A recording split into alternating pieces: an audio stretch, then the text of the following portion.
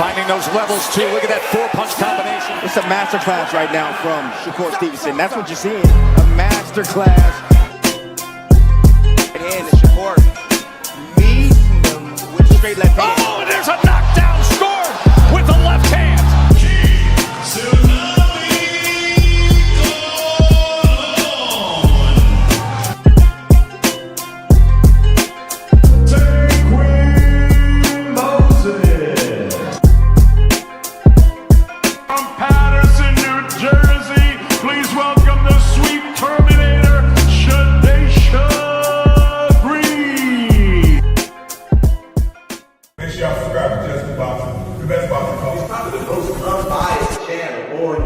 Right now, we're going to give him his just due. Shout out to my brother, Just Due.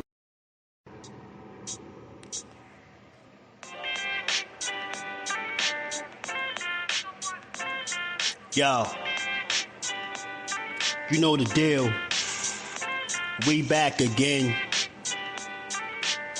We never slacking. Word 'em up. Ladies and guys, whether if you drunk or you high, it's time to pay respects to the illest man alive. If you think you got a point, he'll shrink you down to size. And from there it's downhill like a slinky or a slide. Open your eyes, got a deep connection with the rise, so you might see them jump in whenever they go live. Peep it, this channel blowing up now, it's not a secret. With tons of exclusive interviews to listen to. Them other channels I hate, but yo, they missing clues. They start narratives, sip the goose and twist the truth. It don't take a rocket scientist to get the proof. Just click the live at 4 p.m. Eastern time. But when you chime in, make sure you keep it kind. But if cowards want to debate, then it's feasting time. My man Just Do shine busy all the time. Grind 24/7, 365. Videos he might have 365. My rhyme's sick, they make you do a 365. You get a rich if you think you fit to survive. It's Just Do boxing, time to click the live. Ain't no beginners, if you soft, you ain't down to ride. I crush you, respect too, it's Just Do. He got the illest boxing show on the internet. The boy been a threat and he ain't even had dinner yet. Word 'em up. Yeah. You know what time it is.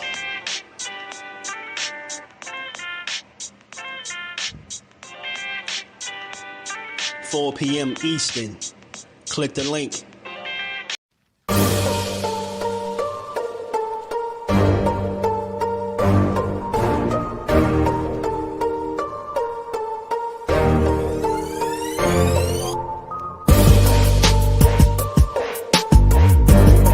The truth or tell on your ass what you doing or what you're not doing every single time. You can lie, you can bullshit and all that, but when that bell ring, if you ain't put that work in, it's gonna show, bro. It's gonna show. Not to mention y'all in a sport that can cost you your life. Literally, you can die in this shit. So if that's the case, man, if you gonna do this, don't bullshit with it. If you don't really want it, say to yourself, keep it real with yourself. I really don't want this shit. I can't put the work in that it requires. Walk away. Ain't nobody mad at you. Go out there, you're young enough, you go get educated, get a skill, do something, man. But don't play with this, man. People you can get killed in this shit, man. What's good? What's good? Salute to the family, man. How y'all feeling on this good Thursday? And we back to build on this boxing and give it its just due. You know we got to, man. How y'all feeling, man? How y'all feeling? And pardon me, I was absent yesterday, but we gonna get to it. Gonna make up for it. We got a nice build, man. We gonna talk some good boxing. We got a hell of a fight. I think title fight coming up this weekend.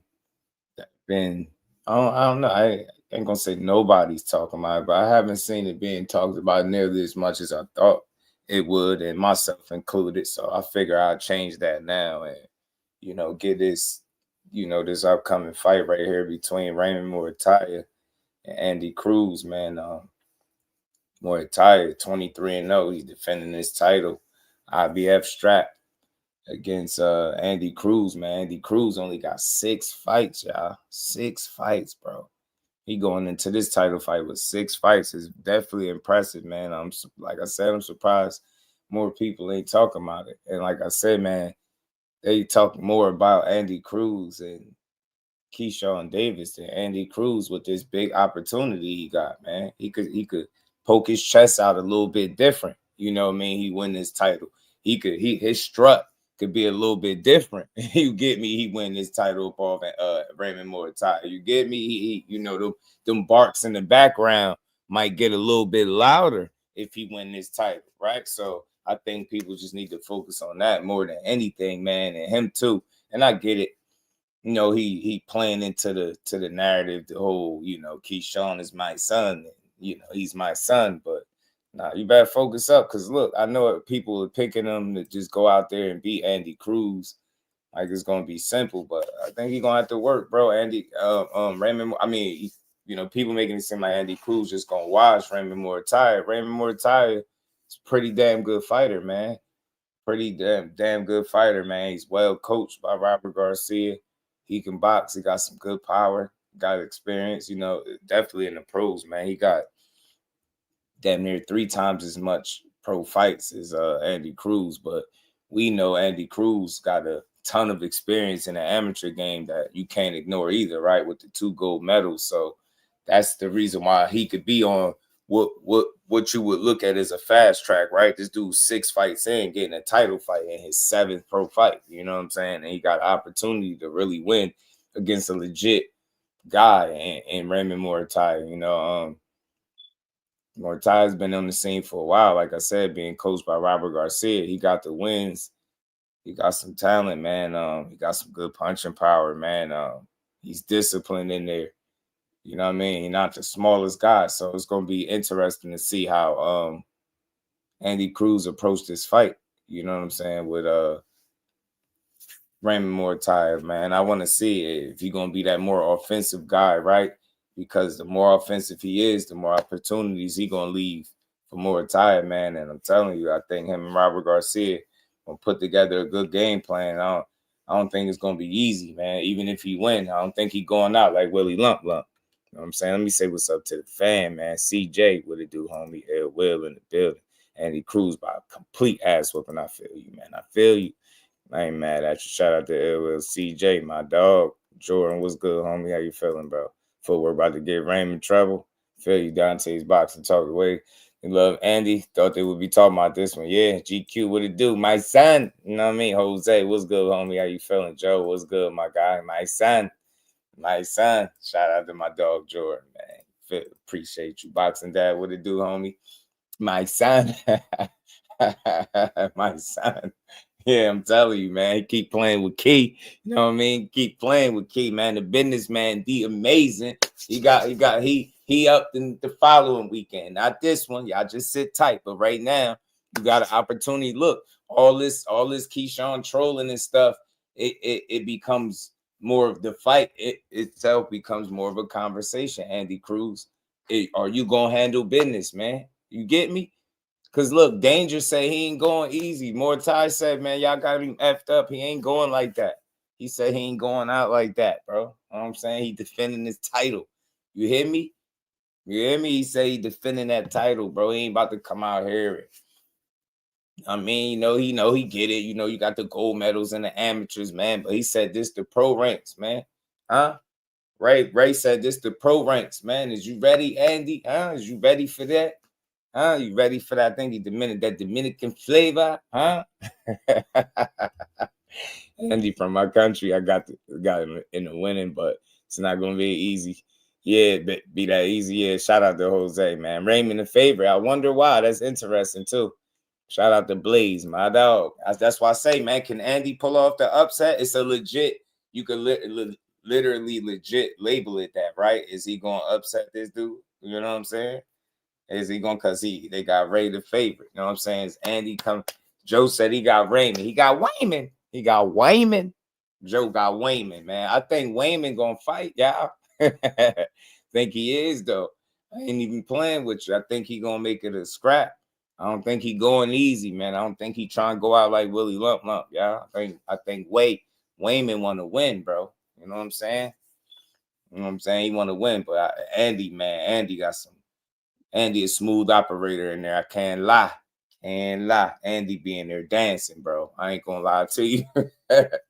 Bro got them feet. He got the feet of a ballerina, man. You feel me? You know what I'm saying? Andy got the feet of a ballerina. Dude be light on his feet, but he has been a little more flat-footed, like I said, though, because Bozy Ennis has been tweaking the style as he seemed proud of, right? He tweaking him, making him a little more front foot dominant, more action, right? More offensive minded.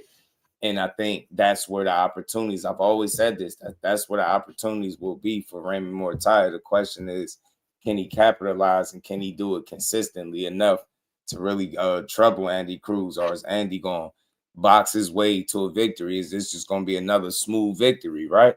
I mean, some people think Andy about to make this shit easy, but I don't know. I think Wayman coming to fight, y'all. Friendly 50, he said he about to dance with Raymond. Jordan know what I'm talking about. Going to be a close fight. Yeah, CJ. I can see a competitive fight, though, but Andy do got them feet, man, that makes him hard to deal with, man, because he get in there and start cha-cha. You know what I'm saying? He gets smooth. You can't let him dance on you, Raymond. You know what I'm saying? Ray, you know what I'm saying? Because he confident. He out here talking about Keyshawn. He like, look, man, my son wants to meet me once again. The doors are always open. It would be great if he could come face his dad again. Now, the only issue I have with this, though, come on, Andy, you at 35. You know Key up there at 40. What you talking about, G? You going up? You going up. Let me know how bad you is. You going up? You know what I'm saying? I'm telling you, better focus up. Y'all don't overlook Ray with this Keyshawn stuff. Keyshawn got the amazing. He got Jermaine Ortiz, man. Huh? He got work to do too, but you better not go in there playing with Raymond. I mean, Robert Garcia, sometimes he he have a tendency to have fighters that he really had an ear, and they work really well together. I think Raymond Muratalla has been one of his better projects. You know what I'm saying? I think it's been one of his better projects, one of his better fighters that he's been coaching up for a while. So I'm ready to see what this Raymond prove-it moment, bro, because despite the 6 fights, people expecting Andy Cruz to handle business, man. They like, bro, a 2-time gold medalist. Just off his amateur pedigree and background alone, they expected him to beat Raymond Muratalla. It's really not even the wins that he got so far as a pro. They just feel like, bro, he's been fighting at a high level as an amateur for years, and he has, man. So I think that pedigree is something that's going to be on display, man. If he go out there and get in his bag, bro, he could make this an interesting fight for Muratalla because of the feet. But I don't think Muratalla's feet are bad, but he just don't move like Andy. Andy like a slick, smooth guy. You know what I'm saying? Ray got good punching power in both hands. He can box really well. He's defensively responsible. You know what I'm saying? Should be a really good fight, though, man. It really should. Playing right now. He said he just turned my phone off. Shout out to Jose, man. Appreciate you. Safe travels, family. JP, what it do, homie? ASAP in the building. What's good, my guy? Saying play around. You be waking up, fight over. I'm telling you, don't go in there, play. You know what I'm saying? You talking about Keyshawn, but we gonna see, you know what I'm saying? Muratalla. You know what I'm saying? They got Andy Cruz ranked at number 5 in the lightweight rankings. You dig? You know what I'm saying? And he's fighting number 3, Raymond Muratalla, the champion. You know what I'm saying? So we're going to see, man. This should be a really good fight. Like I said, man, you got that Cuban style. You know what I mean? That Cuban schooling with Andy Cruz mixed with that Bozy Ennis, dungeon type energy, right? So he got Andy Cruz moving like a bit of a hybrid. I'm not gonna lie. If he can balance the two, that natural Cuban schooling mixed with that Bozy Ennis and dungeon energy, and I'm telling you, he's gonna be a damn force to be reckoned with, man. He's gonna be hard to deal with. You know what I'm saying? But I've seen him get clipped here or there. You know what I'm saying? I've seen him get a bit greedy. That's something that he can't do against Muratalla. And again, obviously, I believe Muratalla is the best and most well-rounded fighter he's fighting to date. So I think the fight in and of itself is going to reflect that. I think we're going to see that You know, Muratalla ain't just no trash guy. You know what I'm saying? He can fight, man. This dude, he got the championship, got that title. He ain't trying to lay down. He still got his Like, you gotta think, dudes like that, they be stubborn. He don't know how to lose right now. Andy Cruz gonna have to show him how, and he gonna have to show Andy how to lose, because Andy been dominating, like I said, since the amateur. So I mean, now he got in the pro ranks and he been putting belt to ass on people. And in his 7th pro fight, he find himself in a world title, challenging for Andy Cruz's, Muratalla's title. You know what I mean? I want to know, like, does this dude have coming in the fight with 6 fights, 7 fights? Does this motivate Muratalla? Does this make him feel like a little disrespected? Like, why are they putting this dude in here? You get me? Dude got 6 fights, G. He's 6-0 with 3 KOs. Why is they putting this dude in there with me, man? You get me? Why are they putting him in the ring with me? Right? Can he really hang? Right? Is that motivation for Muratalla, or is he like, yo, he here for a reason, right? I would love to know how he think about it, but he got to be motivated, man. Look, Andy said he coming in here with 6 fights to take your you know what I'm saying? You got 3 times as many more fights. Muratalla got 23 fights. You get me? You know what I'm saying? Ain't got a fair amount of good knockouts. What is he? 23-0, 17 KOs. You know what I'm saying? For the young, hungry Muratalla. You know, aka Danger. You know what I'm saying? They call my boy Danger. You feel me? They call my boy Danger. T Hill, the mayor. I see the mayor T Hill in the building. JP. Technique, what it do? He said, nah, I don't think so. So I got Andy. You don't think so? What? I ain't make a pick. I don't think I did yet. I ain't even said nothing about a pick. Forever G's, what it do, my guy? You know what I mean? COD Chris in the building. What's good, family? Yeah, hit the like button. We gonna build, man. We gonna get to it. It's interesting because pro-wise, I don't think none of these guys Andy fall close to Muratalla. Me neither. But you know, it's like, how much of because I feel like the amateur pedigree of Andy Cruz is going to play a factor, but how much of a factor will Raymond Muratalla allow it to be, right? And as far as Muratalla having more pro experience and being the best, I think, opponent overall, that Andy Cruz's fault, right? How much will he allow his pro experience to play a factor in that fight? So you got some contrasting things and some contributing factors, I think, that could lead to either one of these guys pulling off a win. I don't think this is a fight where Raymond Muratalla is just dead in the water, where it's like, oh, nah, he don't got no shot. It's 100% Andy. Nah, I could see why people would favor Andy for sure, man. The dude is talented. He's skilled as hell. Like I said earlier, he's a smooth operator, man. He get in there, he be dancing, bro. But I think this is like a 50-50 type fight. And two things going, and one for each guy. You can't ignore the 2 gold medals and all that amateur experience, that pedigree, proven to be one of the absolute best amateurs in the world, jumping in the pro ranks, right?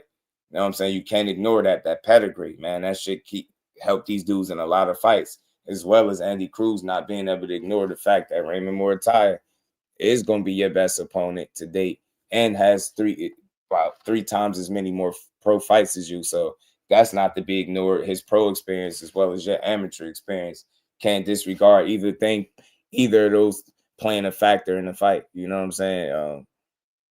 Game planning, coaching, things like that, right? Look, I'm just putting it out there. I've heard Bozy and this get a lot of flack for his coaching, criticism for his coaching. You got Raymond Muratalla and Robert Garcia on the other side. Robert Garcia is a hell of a coach. It's the same guy that's coaching Bam Rodriguez, right? So he always had one of them guys. He always got good fighters, and Raymond has been consistently one of Robert Garcia's better prospects, or better projects, should I say. So it's gonna be a good fight, man. It's gonna be, it's gonna be a chess match. I see that. You know what I mean? These dudes gonna have to figure it out in box. You know what I'm saying? Is it gonna be the smooth Cuban slick style of Andy Cruz mixed with that Bozy in his dungeon energy, right? Or is it going to be Raymond Muratalla, man, and Robert Garcia putting together a good game plan? Robert Garcia is known to study, do his homework, and put together really good game plans. And when he got the kind of talent that can execute that game plan, you gonna see even in defeat, you're gonna see his fighter put up a damn good fight. That's something Robert Garcia is known for. So I expect it to be a good fight. But what I expect and what actually happens could be two totally different things. So let me acknowledge that as well. Andy Cruz somehow is able to come out here and make this fight easy. That's really impressive. You know what I'm saying? Sammy, what it do, fam? Yeah, I label it a 50-50. Kyle Cooler, blessings, family. How you feeling, bro? Doula number 6. Yeah, they got Doula number 6 for now. And I think that's because of some of the people that he's fought. You know what I mean? But here, trust me, he'll be higher. They ain't nothing but a thing. Abdullah gonna keep doing this thing. That's what I say. You know, but so yeah, man. You got two guys, man. This is a really good fight coming up, man. It's a solid card we got for Saturday. Couple days, man. We gonna see if Raymond Muratalla is the favorite for a reason. We're gonna see if Andy Cruz got put in this position with just 6 fights for a reason, right? That's very impressive. You know what I mean? If he can win a title in his 7th fight, you know what I'm saying? He cooking with grease, man. His stock go up just like that. You get what I'm saying? Andy Cruz would be in a really good position to try to, you know, really make a name for himself. Now, he is older than what most guys is coming into the pro ranks because, again, he stayed in the amateurs for so long. But so far, so good. He on the fast track.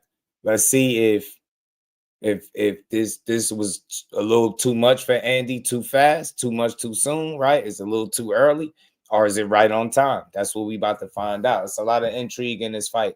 And again, I just don't see Raymond Muratalla laying down at all. Like, I even in defeat, if he somehow loses this fight, and not saying I'm gonna be shocked if he do, I'll be shocked if he get blew out the water. I'll be shocked if he get blew out the water, but I think there's gonna be a battle right here, man. I think there's gonna be a battle. You know what I mean? Let me see what more tired. Got that 72-inch reach. Yeah, I wasn't tripping. Got some long arms, man. Raymond Muratalla got some pretty long.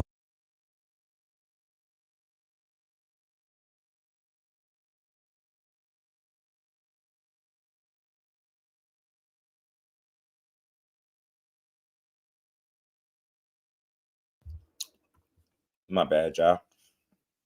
29 years old, 5'8", 72-inch reach. Let's see if he can utilize that. I think he got the longer reach. Let me see what Andy Cruz. You see what he got going. See what Andy got going. And Andy is 30, believe it or not. Y'all, he's 30. He's 5'9" as well. They don't have his reach on here for whatever reason. But I would think Muay got the longer arms. I would think he do. You know what I'm saying? 72-inch reach. Let's see if that should help him out. They're the same height. So, you know what I mean? Let's see, man. It's gonna be a real good fight. I expect it to be. Damn good fight.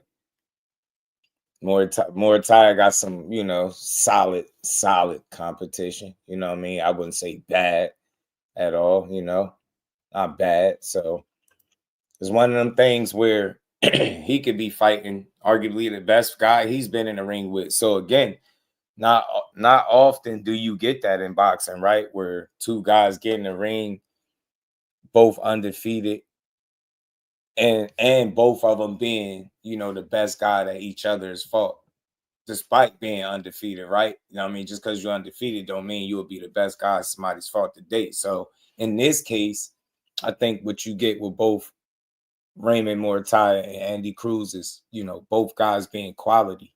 You know what I'm saying? Being of substance. So I think, in a weird way, this is not even in a weird way. This is a step up for both guys. This is a proven moment for both guys. And Muratalla, you beat a lot. You know, you've won your guy. You beat everybody put in front of you thus far. But can you beat a guy, you know, that's fought at a higher level as Andy Cruz has in the amateurs with them gold medals, right? Because you just nullify the fact that he's been that good of an amateur, right? Because some would question if he's going to be as good a pro as he was an amateur, right? That's always a question, and he got an opportunity to prove that. So, You know, he can't just go in there and say, "Oh, I want gold medals," because again, those be what 3-round fights. Now you talking about 12-rounders. You know what I mean? So there's opportunity there. Like I said, I've seen Andy Cruz get a little too greedy. I've seen him get clipped a little bit. I've seen this, right? Seen him get buzzed. I've seen Raymond Muratalla get dropped once or twice in his career, right?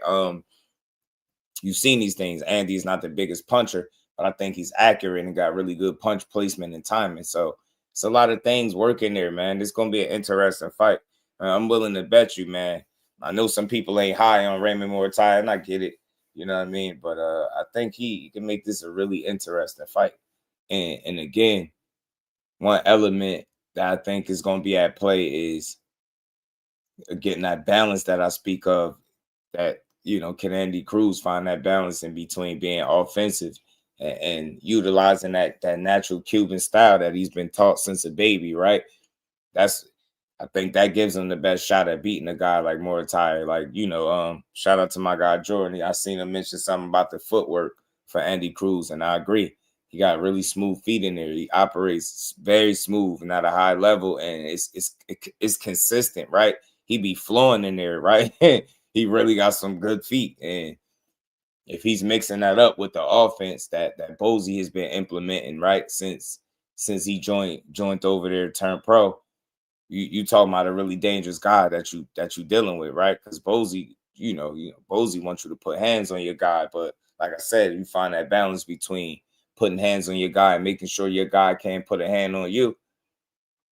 Talking about a really dangerous guy. You talking about him having an opportunity to really frustrate and cause problems for Muratalla. You know what I'm saying? So it's gonna be important for my guy Danger to not let this fight get away from him early. You know what I'm saying? He want to be smart about this. You get what I'm saying? He got to approach this fight smart. He want to try to put rounds in the bank as early as possible. You want the pressure to be on Andy Cruz. You want to make sure that he understands that you are the champion. You don't want to fight, and that's what's going to be important here. Attitude and approach, temperament, yo. Attitude, approach, temperament. I need to know. Raymond Muratalla, are you going to fight like the champion? That's what I'm saying. That's just a fair question that I'm throwing out there. You got to fight like a champion. You can't fight like a guy that don't belong there. Sometimes you can't fight like you being timid. You get me? You gotta perform and execute and go about your business like you belong. You get what I'm saying? You just gotta behave a certain way. It's a standard when you're a world champion, and you gotta fight like it, right? And it's up for Andy Cruz to be able to keep up with you and not let the fight get away from him.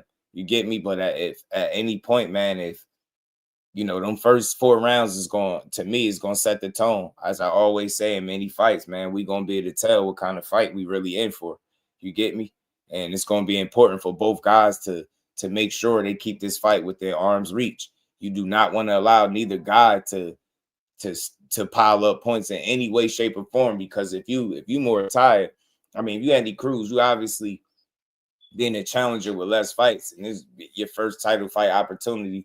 You don't want to let this shit get out of hand, and then you gotta play catch up. You not being the biggest KO guy, not being the biggest puncher. And you get desperate. Now you get desperate, you leave openings for Muratalla, who can crack.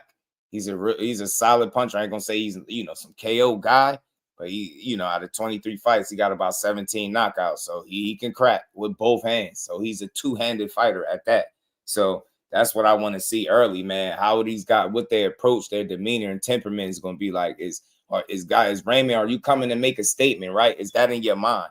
All right, do you want to make a statement? Andy Cruz. Are you just going, you know what I'm saying, be passive aggressive? Or are you coming to make a statement as well? Are you coming to take the belt or what? That's what I want to know, man.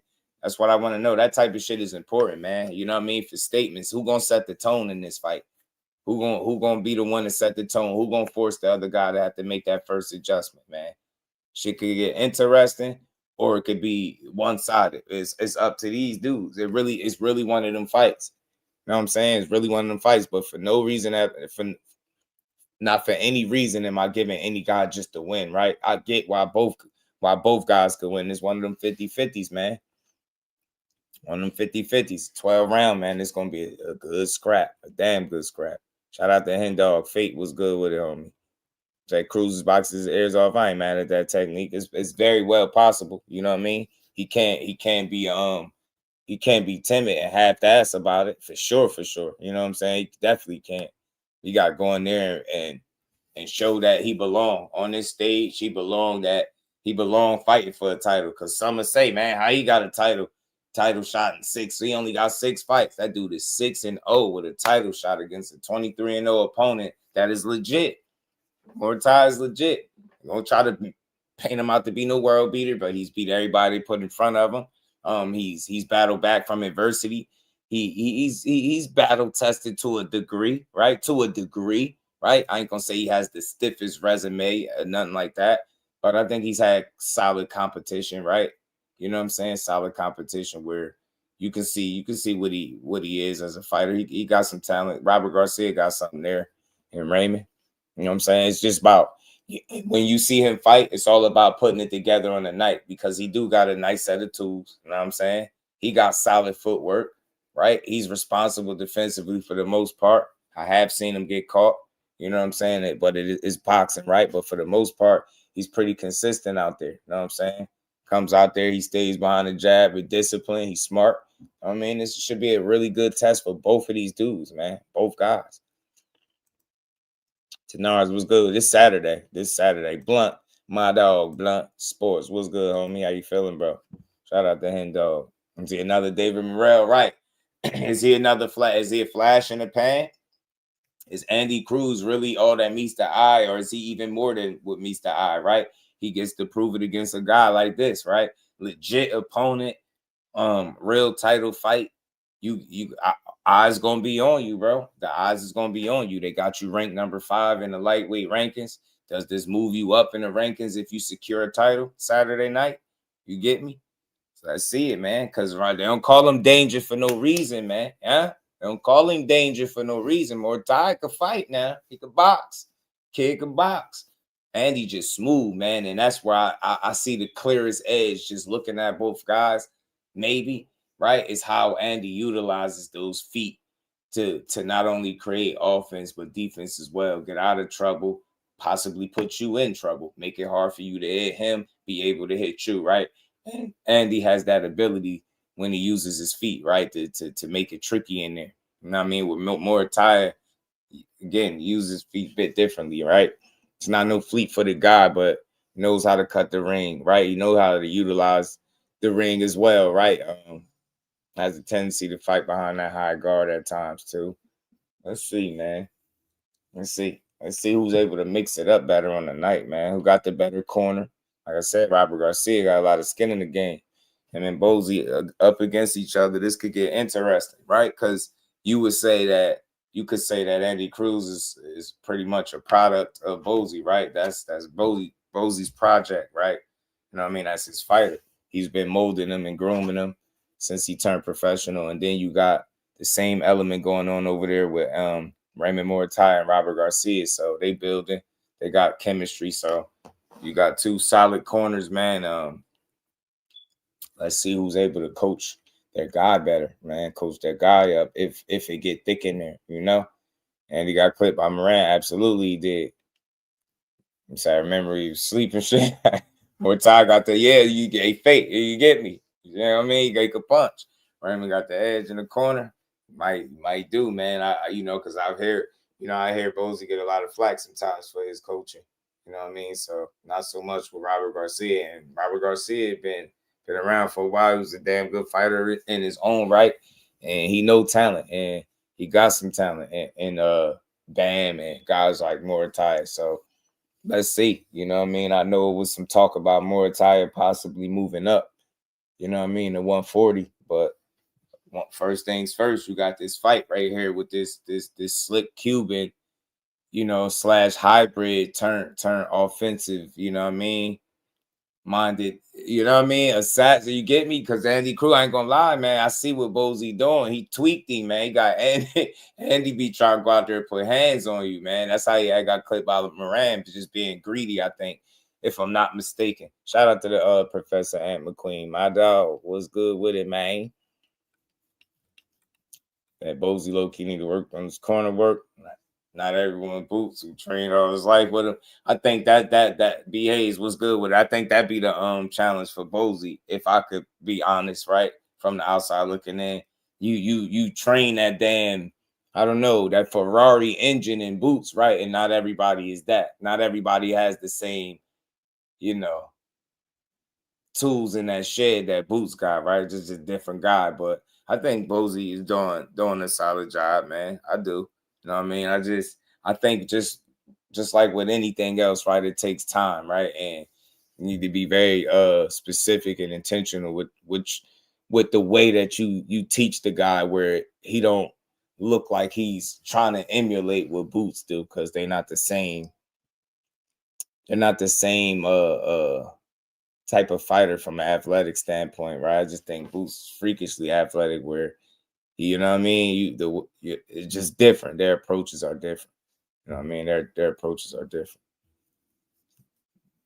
That says Shakur Stevenson makes a challenge for Teofimo, similar to George Cambosa Jr. Santa Martin did. Lopez be defeated. Don't got the punch to do that to TL. Don't got what punch? How many? Hey Chris, real quick. How many KOs do George Cambosa's got? Someone said T.O. driving Shakur. It could happen if Corey's reckless and not paying attention, not on point. You know what I mean?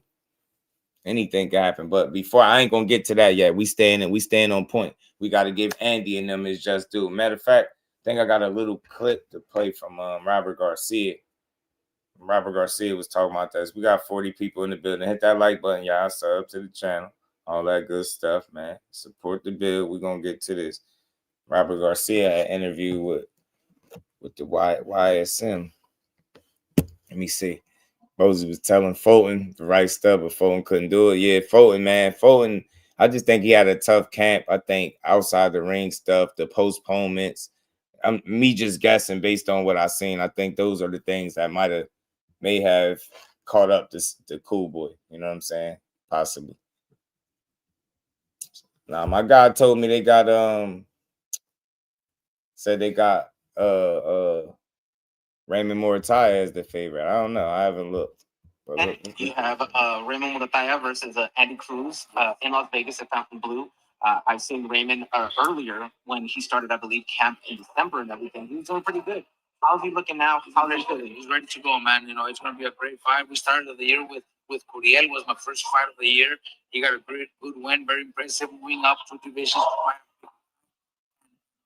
Dominate the way he did. Then Saturday we came back with Chop, Kodia, and Cuba. All 3 got good wins, knockout wins. So we started the year good. You know, we just got to continue going. You know, this Friday we have fights in Long Beach with 3 of my guys fighting in Long Beach at the Thunder Shoes. But the same day in Vegas we have Misael Rodriguez and Emiliano Cardenas fighting in Vegas on Friday, and then Saturday the 24th we have The Friday card. The Friday card. Yes. Is that the Zuffa card? Yeah, that's the super card. Yes, Okay. yes, and then the next day we have the matching card with top rank, obviously Raymond Muratalla versus Andy Cruz. We're ready. You know, it's a great event, great weekend for boxing, because we have 3 different locations, Friday and Saturday, but we're ready for. We have great, like I said, we have a great team. We're gonna split it up, and we're gonna do our job. But yeah, Raymond is ready to go. Raymond is in great shape. The rounds already done here in the gym. He did a great job. Now it's time to do it inside the ring Saturday night. What should we expect from Raymond? I know the last time we saw him, I believe, was in San Diego. Last time, won a championship. You know, there was this big thing that Loma had just retired. Raymond wanted that fight with Loma and everything. He said, we're moving forward. If Loma does that, I see that he has Andy Cruz in it, but not the big name compared to that Loma name and everything like that. If Raymond is successful here, who do you think he'd want to go after if he can't get a big name? Look, I think after Saturday, if everything goes well, Raymond's gonna put his name in the position where he's ready for anybody. He could fight anybody because Cruz is a Olympic gold medalist. Maybe he doesn't have that many fights as a pro. Maybe he hasn't beat anybody with a big name, but he does have that Olympic gold medal behind him, and the talent, the skills. The only thing that I could say is he beat Keyshawn Davis in the finals of the Olympics, and became gold medalist. So that's a big win for him. Yes, Keyshawn's already a champion. He's been a very successful champion. Maybe he's had a few things that hold him back because of his discipline, but he'll get that sorted out. He's still great. He's very talented. So that's a big win for Cruz. That's a big win. But man, 12 rounds is a different story. Raymond's strong. He's fast. He's got great skills too. Cruz does too. It's gonna be a great fight, man. It's gonna be a very good fight for boxing world. The boxing people know that the winner just steps it up to the next level to challenge all the top 135 pounders and eventually even the 140 pounders, because Raymond's not a small 135 pounder. Raymond's a huge 135 pounder. So sooner than later, we'll be chasing the 140 pound division too. And look at the division, it's stacked with talent. I like that. They're thinking about 140 possibly too. So look, said Raymond, look, is ready. Said, look, this 3 rounds, 12 rounds is a lot different than 3. Alluding to, those your biggest win in the amateurs, obviously being over Keyshawn Davis. People won't leave that alone. But again, he just making my point, bro. And this is no slight to nobody at all. This is just what it is. The fact that I know he only 6-0. I get it. 6-0, 3 KOs, Andy Cruz, man. He's been doing his thing. He beat who they put in front of him. You know what I mean? He's had some really good performances throughout the 6 fights, man. He's shown some vulnerability here or there, right? He's shown to be human, but for the most part, so far, so good, man. But it's just sad that your biggest win is not something that you did in the pros. It's what you did as an amateur, right?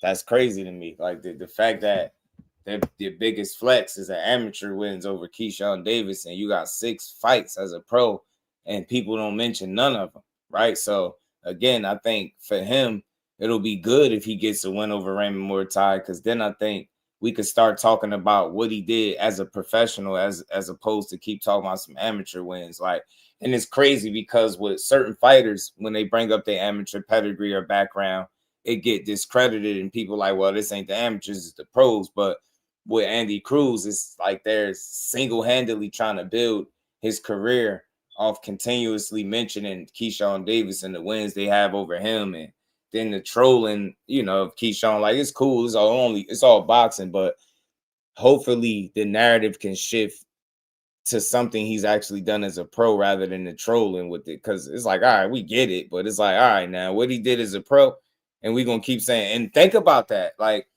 he stated a big win for him is something he did in the amateur ranks, not in the pros. That's my whole point. Like, you get me? So hopefully now, if you do get a win, you can start moving away from some damn amateur wins and focus on some quality wins that you got as a pro. And Raymond Muratalla would be that. That would be the kind of win where I think you could start focusing on, like, he beat this dude in his 7th pro fight. Dude came in there with 23 fights, 17 KOs. He went out there, beat him, took his title. You get what I'm saying? That's impressive. So I would rather that be the case rather than just continuously talking about, or what he did as an amateur. That shit is crazy, because think about it. You're a whole pro now. And it's like, if your amateur background outshines what you're doing as a pro, it's like, what are you even doing? You get me? So that's the unfortunate part. And that is to their own fault, because to a degree, they've overplayed their hand when it came to keep mentioning them, right? It's okay to mention somebody and say that you beat them, but after a while, like, you 30 years old and you coming into your 7th fight. So you got to get a move on it already. Keyshawn Davis fought for a title, and he up at 140. So if you continue to mention him and you down there at 35, I just got to call it what it is. That's attention seeking. I don't like the clout chasing word much. It get overused. But that's attention seeking, man. That's trying to draw attention to yourself, right? I ain't saying you won't fight him, but I know it's not solely up to you. And I know that Eddie Hearn advising you and you being signed with him, he's not, all systems go on your next fight being Keyshawn Davis. That's something that I can say with confidence. I know that's not the case. So you got to get through this fight with Muratalla, and you better win. And hopefully you look impressive if you do win. But may the best man win. Again, if Raymond, shout out to Big Fats. If Raymond Muratalla, I don't know. My guy said Raymond Muratalla was the favorite. You saying Andy is the favorite. Either way it go, it's an upset for Raymond if he loses, right? That's why I say, can he upset Raymond Muratalla, right? Can Andy Cruz upset Raymond Muratalla? You know what I mean? I ain't talking like Vegas odds. I ain't talking about like betting. I'm saying, can he pull it off? Can he defeat the champion? He the challenger. He coming in here with 3 times less, pro fights, 6 pro fights to 23, right? Can he upset Raymond? You know what I mean? And Robert Garcia, can he halt their plans, right? Can he snatch that belt up off his waist, right? And have it as his own, coming in there with just 6 fights? That would be super impressive. You get what I'm saying? And as I stated earlier, man, hey, now Andy Cruz, you could strut a little bit. You could poke your chest out a little bit more. You could flex on him a little bit. You know what I'm saying? You could flex, you could breathe a little different. You know what I'm saying? You go win a title. And it's a respectable opponent. It's a quality opponent to me and Raymond. So that'll be a really, really good win. You get me? But that's what I want to see. I'm tired of the Keyshawn trolling. Like, it was funny at first. Now it's like overkill. It's like, all right, bro. All right, because I'm telling you, Keyshawn mess around, put something on you in the pros, and them pro games is different, man. Pro ranks different. Yeah, Andy is 30. He 30 on the dot, too. Shout out to the Queen Lisa. How you feeling today? Good to see you in the building. Because Raymond the champion, you get what I'm saying? Because he the champion. I know when you see upset, you thinking odds. When I made my title, I wasn't really thinking odds. I didn't check for the odds. I was just thinking, like, could he upset Raymond? You know what I'm saying? Because that's what it's going to be. Raymond is coming in here like, bro, I ain't letting this. You heard Robert. He said this 12 rounds. This ain't 3. You get me? Raymond coming in there with that 72-inch reach, bro. I think he got the longer arms. They don't got Andy's his reach listed, but I would think Raymond got a couple of inches on reach or got the advantage. Let's see how it play out in the fight. I know Andy got the really good feet. Raymond got power in both hands. He's a 2-handed fighter, right? Goes to the body well, stays behind the jab, disciplined, well coached, well schooled fighter. Should be fun. Should be interesting. Andy Cruz is still a project in the making, right? He's not a finished product by any stretch. He's no finished product, right? Bosey's still working with him. 6 fights in, who as a pro, who is a finished product, but he is 30. He did, you can't ignore the success he has as an amateur. That's why they got him on the fast track. But is that fast track going too fast, right? We're going to find that shit out. Is it going a little too fast? Raymond Muratalla got the opportunity to show us that, look, you was on the fast track, but they had you going a little too fast and you ran into a speed bump, right? Is this speed bump about to derail the train off the track? Because right now, Andy rolling, he would be cooking with absolute grease if he could win an IBF strap with 6-7 fights in. 7 fight, he go out there and put it on Muratalla, take his title. Man, I don't know, man. Andy they might have to move him up in the lightweight rankings, man. 7 fights in, kicking ass. It's impressive. Key got it in 13. Core got it in like 13, right? He'd be cutting that damn near in half if he get it in 7. Impressive. I like that, Andy. I know you much older than they was too, but still, accomplishments is accomplishments. If you go out there and get him, you get him. You know what I'm saying? So I want to see this, man. I'm looking forward to this fight a lot. I really want to see this. I want to see how good Raymond Muratalla can be, because I know for him to beat Andy Cruz, he's going to have to be on point. He's going to have to be sharp, focused. He's going to have to be disciplined. He's going to have to be locked in. Both of these guys, like, I don't think you got no quit in neither of these fighters, and you got too much. It's still so much to prove for both guys. You know what I'm saying? Just because he got 23 fights don't mean he proved it all, right? There's some would say this is a step up for Raymond. You got to show him that it's not, or you got to show him that you was able to step up to a guy like this and beat him. And that's the same thing with Andy. Like, I'm telling you, yeah, that's a real question. I know he 30, y'all. I know it, but 6 fights as a pro, 6 fights, right? He still could arguably be working out them kinks from the amateur game. That's 6 fights. Think about that. It's only so much time, right? So in those 6 fights, has he learned enough, right, from Bosey? Have they gelled enough for him to just go out there and be able to beat Robert Garcia, who's been with this guy for a long time, right? You know what I'm saying? And like he said, Raymond, that's what I noticed. Andy ain't the biggest guy. Raymond ain't no small 35-pounder. You just heard his coach say that. He's not a small dude. So it's going to be interesting to see how the fight play out, man. Because Is he going to use his size at all in this fight? Size, and I'm guessing somewhat of a reach advantage for Muratalla. So we're gonna see, man. Good fight. Or is it gonna be that Cuban schooling with that dungeon schooling from Bozy? You know what I'm saying? He got Andy kind of like on some hybrid. You know what I'm saying? Lance, what it do, homie? What's good with it? 6-inch reach advantage. Oh, okay. Said Andy got 66. Appreciate you, B Hayes. Appreciate that, family. So I am right. It's 6-inch. So you get me? That's a little bit of something. I always say height don't fight, but reach could teach, man. So we gotta see, man.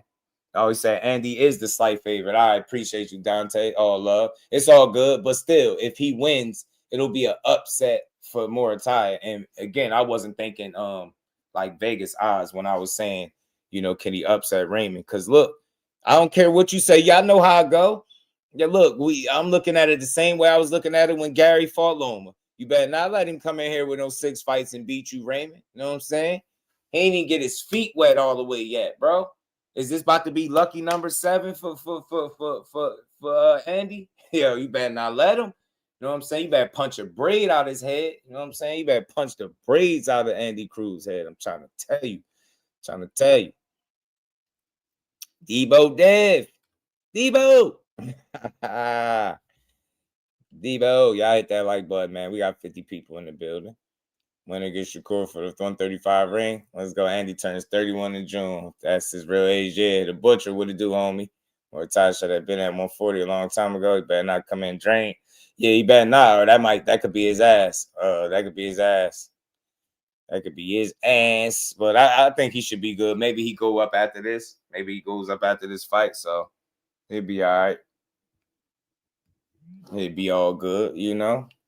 Shelton, what it do? Andy Cruz will lose. And talk to him, Shelton, man. OG, they said that. Look, they said, man, he about to smooth operator, man. They said Andy about to dance on Muratalla, okay? Huh? Hey, angles, papa, angles, papa. You know what I'm saying? He gonna hit the angles, okay? I'm telling you, I think this is gonna be a tricky. This could be a tricky fight, yo, because of the way Andy fights now that he's been with Bozy. It's not a bad thing, but he's more offensive minded. I can't stress that enough.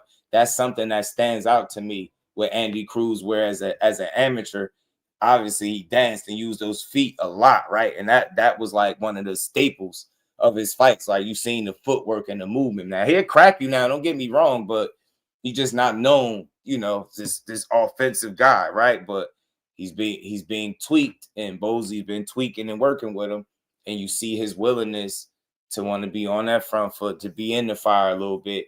And with that, you know, there's pros and cons with that. You know, just like with Boots, when he's in the fire, he got a tendency to get hit more, right? But he got the chin, he could roll with it, and he definitely got the firepower back. Andy Cruz is not a known puncher. He's not the athlete that Boots is naturally. I don't believe so, right? So he has to be mindful with that. And like I said earlier, I'm going to keep saying it. It's all about the balance, man. It's nothing wrong with being more offensive and more entertaining for the fans and going to get your guy. But it is also about finding the balance between the two, because when you're doing something that you don't naturally do, and you know, you can see it. You can see his effort to try to be that. And that with that comes holes, right? Holes and mistakes. You're going to make mistakes. And Muratalla is a good enough fighter, smart enough fighter to capitalize. 6-inch reach advantage, being a two-handed fighter with good power in both hands.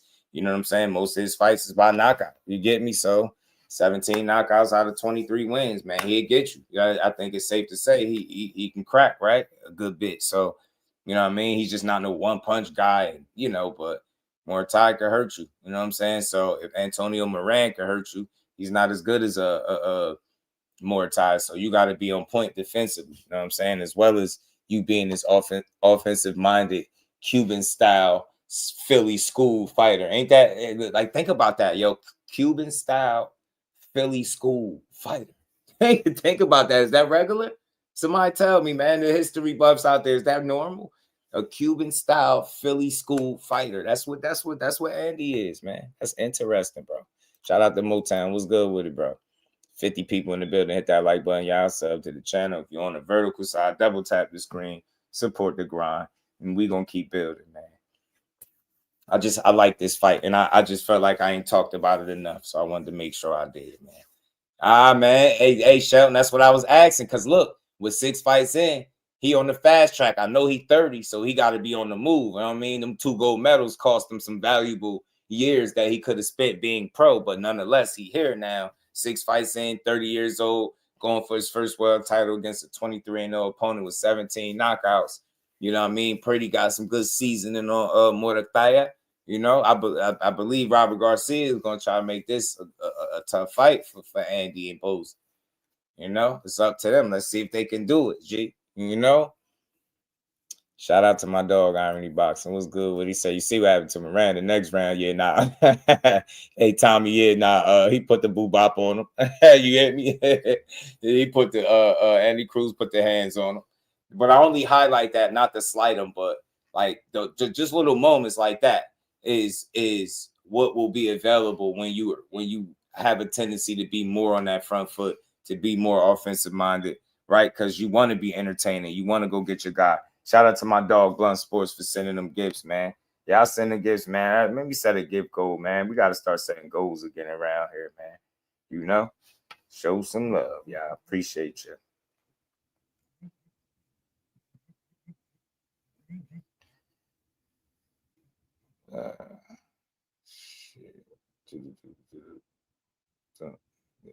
Man, let's go, man. Shout out to the homie Blunt Sports, man. That want Andy to knock him out and fight Keyshawn. That's wishful thinking. Yeah, I know he'll love it, right? Look, I want to see a great fight, man. I want to see how good these two guys are. Andy about to prove if like Shelton was saying, he about to walk him into an ass whooping. If that track too fast or it ain't, you know what I mean? It's just right, or is it moving too fast? That's what I want to know. Is that track that Andy in? He in the fast lane right now? Pedal to the metal, huh? That's what we gotta big this up. I love this. Shout out to Andy Cruz. I get it, you 30, but look, not everybody still get that title shot. You got it right now. Like it's the track. Is you in that fast lane, pedal to the metal? Is you speeding? Are you about to run into the ultimate speed bump? Are you about to run into a wall when you run into Raymond Saturday, huh? We're a couple days away. It's right here. It's right here. I can see it right now. Are you ready for 12 rounds with danger? Because I don't think he knocking Muratalla out right off the bat. I'm going to say that. Right off the bat, he not knocking him out. Right off the bat, he not knocking him out. And if he do, man, I got to do some push-ups for him or something. I owe him respect if he knock out Muratalla. So I think I take that right off the bat. Me just thinking because the fight right here. So I'm going to just throw it all out there. I don't think he knocking him out. So you take that off the table. You got a 12-round boxing match potentially, right? Look at both guys. You got Muratalla, two-handed fighter. I say that for a reason, right? He's not a guy that just primarily relies on the left or the right hand. He's going to take what's available, and he could crack you with either hand. That's what he's showing. Obviously, these guys always got a dominant hand, but nonetheless, he can punch a little bit, right? He can punch well enough to hurt you and or knock you out if you ain't on point. So he got the reach advantage. You got the pro experience. You got the amateur pedigree with the double gold medals, right? You 30, he 29. Y'all about the same age. You got Bozy, he got Robert. That's what I'm looking at, man. Who gonna be more game, man? Right? Is it gonna be that Cuban Philly style? You know what I mean? Cuban Philly style. You know what I'm saying? I do the ring. Keep mentioning Tank boxing world. Say Tank in the ring don't rock with each other. I don't know. Maybe because they don't matter. You know what I mean? They still gonna rank him because he's a lightweight, though. You know what I mean? Even if he don't rock with this or that, they still gotta rank him where they supposed to rank him at. You know what I mean? He's still a big deal. You know what I mean? Still a big deal. So we'll see, man. We're gonna see, man. I'm all in for this fight. And then, y'all, it's a solid card too, because we get to see Khalil Cole and Jesse Hart. Jersey in the big Jersey in the building. Jesse Hart 31-3. You know what I mean? Khalil Cole 10-1-1. He taking on that's a big fight for him, man. Huh? It's a big fight right there, man. I'm looking forward to that one, man. I'm looking forward to that, boy. I'm looking forward to that, man. I want to see that one, G. Oh, man. My bad.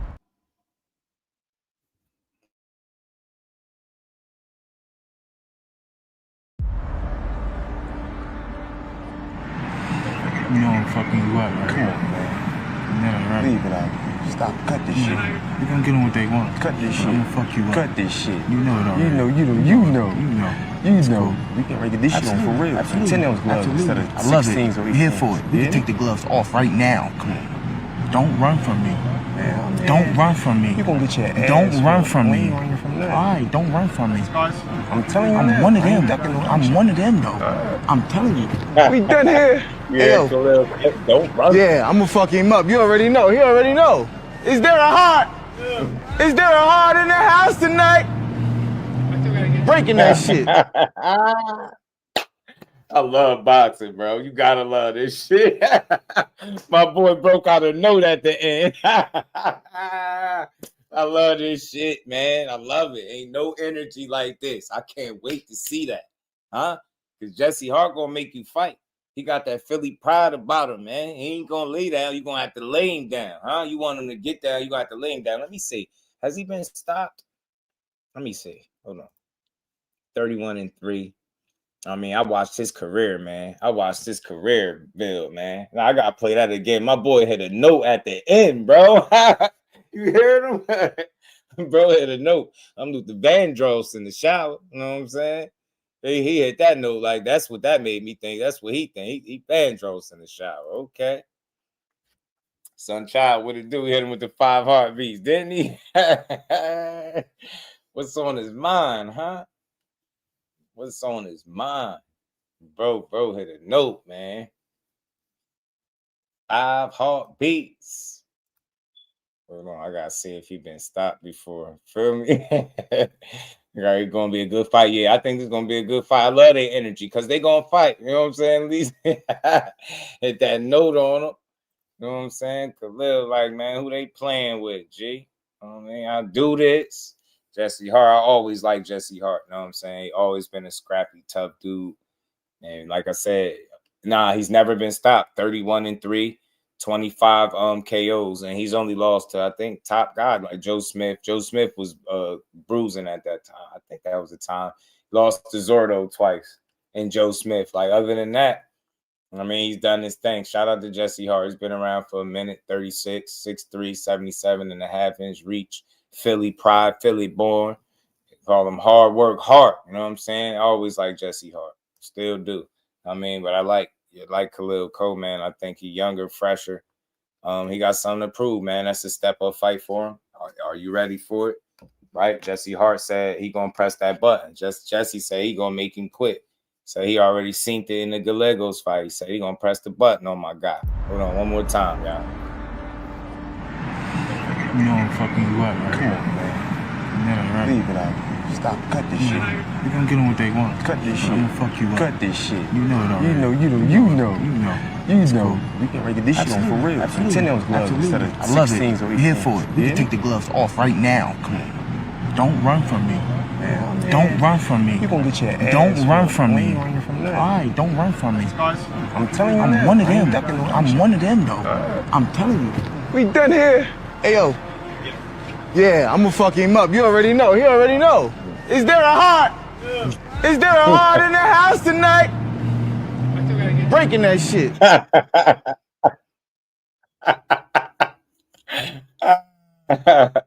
Yo, I find joy in the simplest shit with boxing, bro. That's just so funny. Shout out to Khalil Cole. That was funny. Love when boxers show their personality. They just do them, bro. That's funny. Jersey stand up. Khalil Cole, let's go. I love Philly too. But look, all neighborhoods and Jersey and all that aside, love Philly, love Jersey. But this gonna be a good fight. I like Jesse Hart. He's a vet in the game. Khalil Cole got 12 total fights, 10-1-1. 1 draw, 1 loss. Jesse Hart got 3 losses. Like I said, 2 of them was to Gilberto Ramirez and 1 to Joe Smith.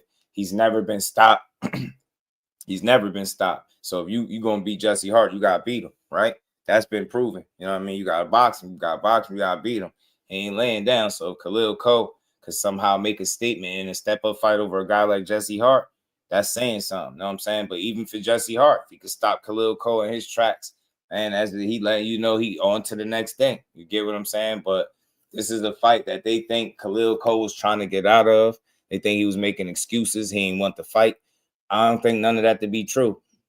We all seen the one loss that he got, to Gallegos. He was messed up for that fight. I don't think he should have been in there. Nonetheless, he took the fight. He took an L, took his lumps like a man, came back in a rematch, fully healthy, beat the hell out of Gallegos, stopped him. His jab is vicious. You know what I'm saying? His combinations is on point. I like Khalil Cole. I like his approach to the game, man. He went and got it back in blood, man. So I'm all in for this. I'm all in. It's gonna be a good fight. You know what I'm saying? Shout out to Crush the Legend, my dog.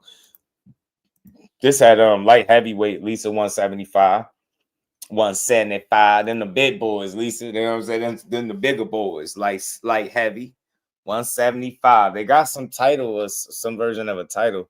WBC USA titles on the line. Okay, you know what I'm saying? Go ahead, Cole. It's gonna be a good fight. I like both guys, man. Nothing negative to say about Jesse Hart. He a battle-tested vet. He only lost to top guys. You know what I mean? Joe Smith, like I said, is very dangerous at the time. And Gilberto Ramirez-Zordo was undefeated. You know what I'm saying? When he fought him. So, I mean, he just had his number. I mean, but other than that, you pick Cole. Yeah, I think Cole got it. Z, what's good with the homie? Hen dog in the building. Don't run from me, man. And don't run from me, G. Let me take this off. Don't run from me. I like they talk though, because they both like Jesse Hart. You know, he got that Philly, that he ain't that energy. He ain't backing down from nothing. Like I said, that's what I love about him. You can say what you want. If you're gonna beat him, you gotta beat him. That's all. I ain't saying he unbeatable or none. You gonna beat him, you gotta beat him. That's all. You know what I mean? He ain't laying down. You know what I mean? Jesse had Berlinga spooked to get in the ring. I forget what was up with that. I forget, because he was supposed to fight somebody else. I forget. But he one of them ones that'll fight you, though. So it had to be something. I forget what's up with that story. I have to go back and check. But Jesse Hart, one of the ones that'll fight you, though. I've never known him to be a guy that won't get in the ring. You know what I'm saying? I've never known him that. Coach Rev versus Coach Hackett in that fight, too. Yeah, man. Yeah, man. Coach Rev been on the move, man. He been on the move, man. I could have swore he put out a Coach Rev put out a video talking about that, talking about the fight. I thought he did. Thought he was talking about Jesse and them. Hold on. He may have. Cause this a cool card, man. It's a good card, yeah. They got Madrimov on this card. You got Madrimov fighting on this card. Luis Salazar, 20-1. Omari Jones fighting Jerome Baxter. They both undefeated. Ronnie Alvarez. Gallegos, not the Gallegos. And they got my guys, Zay, man. Zay fighting too, man. So, big jersey on this card. Zay and Khalil co-rapping. You know what I'm saying? Zay and Khalil co-rapping, man. So, I'm always looking forward to see Zay get it in, man. Fighting his opponent, 10-fight vet, 7-2-1. Leandro Medina. Okay, let's go, Zay. Kick his ass, G. I want to see Omari Jones again, too. He's pretty solid. He's pretty solid. I like this kid. 4-0, 4 KOs so far, 23 years old. He fighting an undefeated guy in Jerome Baxter. Let's see if he can keep his KO streak intact. Fly frequency. Tay, my dog, what's good with it, homie? Hey, I feel it, man. Coach Rev in the lead for training of the year the next 2 weeks. I'm telling you, man, he on it, right? He been everywhere. He training with them folks. Hold on, we're going to play a little bit. Shout out to YSM. This him and Coach Rev right here. Ray Patterson, my Jersey veteran, was good with it. Rev done did it all. Rev done did it all. So shouts out to Tucson. Shouts out to Clip. Who else is in there? I mean, JP, London, Blue Hustle. Blue Hustle, some of the fam. Shout out to y'all. Shout out to YSM. Sean. What up, Sean? Hit the like button for my guy. Tony, BSC's in the building. Tego. Yeah, man, everybody. Well, hopefully we'll get Coach Rev back. But Oh, God. Look, there you go. I'm so fucking. This is why niggas don't need to box. Boxing is not for everybody. I leave the gym to go in the car to put my phone on the charger. Get in the car, don't put my phone on the charger. Wait, is that Sugar in the back? Is that Sugar? Huge fight. Big implications. Khalil Cole, Jesse Hart. Y'all in camp. How you feeling about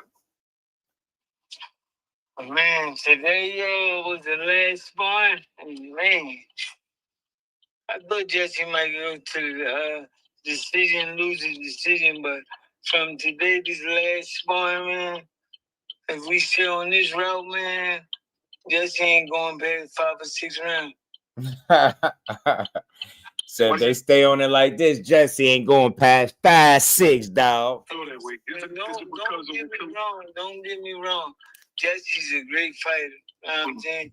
Jesse been doing his thing. Jesse was a 2-time world title challenger and all that, but it's a young boy's game. You know what I'm saying? It's a young boy's game. Jesse is 36 now. Will age play a factor? Will Father Time be in the ring on fight night? We're gonna find out. And he not a Floyd Mayweather that can make you fight his fight and do the things that he wants you to do. And then he can't run you into things. He just try to bully you. If that's the right word, he try to bully you into fighting his style and getting in the fighting. That's the wrong fight to fight with this big stepper. This motherfucker is hard. Big stepper. No. So yeah, Jesse Hart, if you let him, yeah, bully. I'm telling you, the Philly bred, man, they tough and they gritty. You know what I'm saying? You let him have his way, that's exactly what's gonna happen. So it's gonna be up for Khalil Cole to make sure he put up that resistance and don't allow Jesse Hart to have his way. He is a vet. I keep saying that because he's been around for a while. He's one of those guys. He a Philly vet, so and I'm pretty sure he learned some tricks of the trade. Khalil Cole being a younger guy earlier in his career, he got to be prepared and on point and aware of that experience, right? And being from where he's from. But I'm pretty sure Khalil don't care, right? Bro, I mean, you said Farmer B. Schofield. Khalil's coming. I think but I don't really put too much into picks though, Butcher. Off of a dominant performance in his rematch against Gallegos. First fight, he suffered from rhabdo. Second fight, he comes to his hometown, smokes it. Are you building off of that performance, or is there just much more that we haven't seen yet? That performance was a great performance, and I'm gonna comment on that. Something he said. He said Khalil Cole hit behind the jab, and that goes to show you his boxing experience or boxing knowledge is not as good as he think it is, or think he would say. Because who wouldn't want to hide behind the jab? What's the best punch in boxing? The jab. Right. Why wouldn't you want to hide behind the jab? And I say it over and over and over. People talk about Shakur, and people talk about Khalil, and people talk about these born fighters. We spent 6, 8, 10, 12 weeks in training camp to make the fight as easy as possible. Right? So if you could go in there and win a fight off of 6 jabs, why wouldn't you? Why would you risk getting yourself hurt or hit to please somebody else? You know what I'm saying? They going to buy a ticket to the next fight, and the next fight, and the next fight. Just do what you do. And I'm telling you, man, it's like people are trying to like low key dumb boxing down. And whenever you go out there and you boxing at a high level, they'll undermine you and say, oh, that's boring. That's boring. Without educating the people like, man, I ain't trying to hear that shit. This shit is called boxing, bro. We be really downplaying people that's skillful because they don't get a whole lot of knockouts.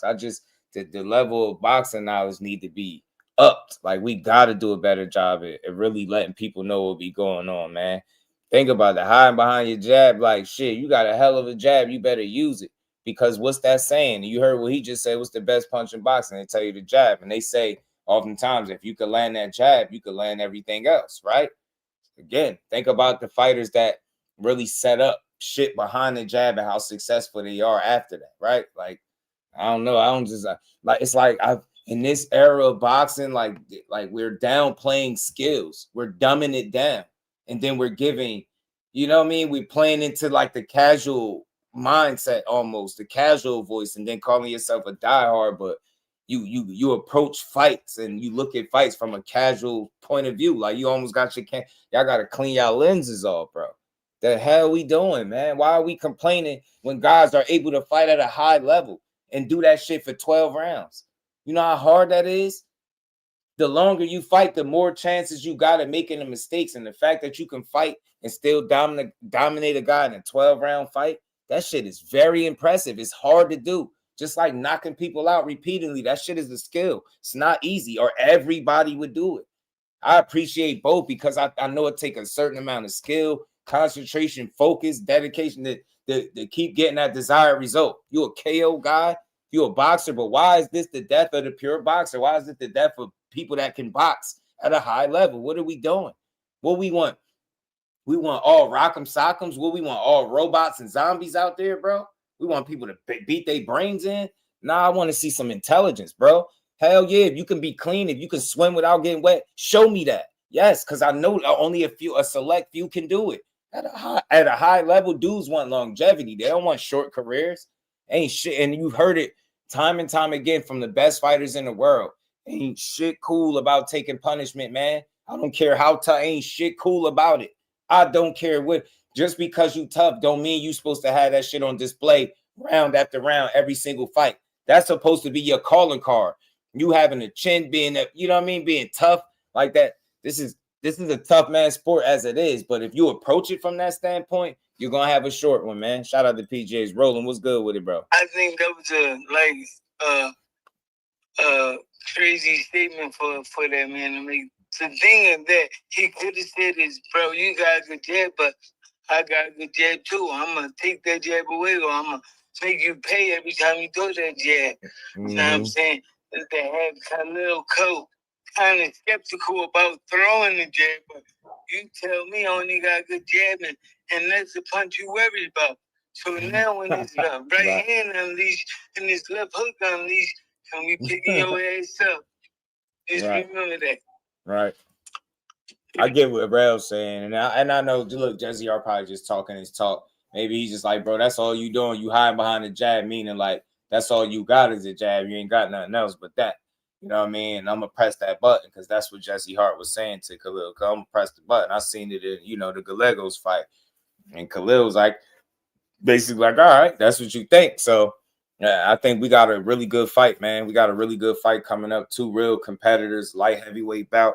Like I said, man, you got that seasoned vet of Jesse Hart. He been around the block, been around for a while. You know what I'm saying? And he ain't the type to lay down, right? He's a prideful Philly bred type of fighter, right? Gritty. You know what I mean? He can box, you know what I'm saying, his damn self. So, but he could have, some people feel like he's seen better days. He's 36 now? You know what I mean? Three losses in. Is this going to be his fourth loss? Can Khalil be the first one to stop Jesse Hart?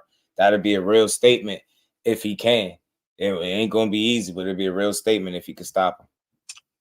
If you didn't watch him in the amateurs, you wouldn't know how skilled Khalil is, because in the professional, all we really seen him do is just, punch on dudes and dudes fall out. Right. Now, I think everybody was surprised about how easy the rematch was. It wasn't that he beat him. It wasn't that he stopped him. It was that he just completely dismantled him with one hand. How much have we seen? I ain't seen nothing yet. You'll definitely see this fight. And we hoping Jesse's a man of his word and come to fight. Church don't like that Tom and Jerry shit. And this fight right here, he don't like it either. He want to get it banging. So let's get it banging. We're going to see who got the best jab, who got the best right hand, who got the best left hook, who got the best inside game, got the heart, and who got the real heart. Talk that talk, man. So look, man, I can't wait. Look, they've been talking they talk, man. They're going to get to it. They're going to get to it.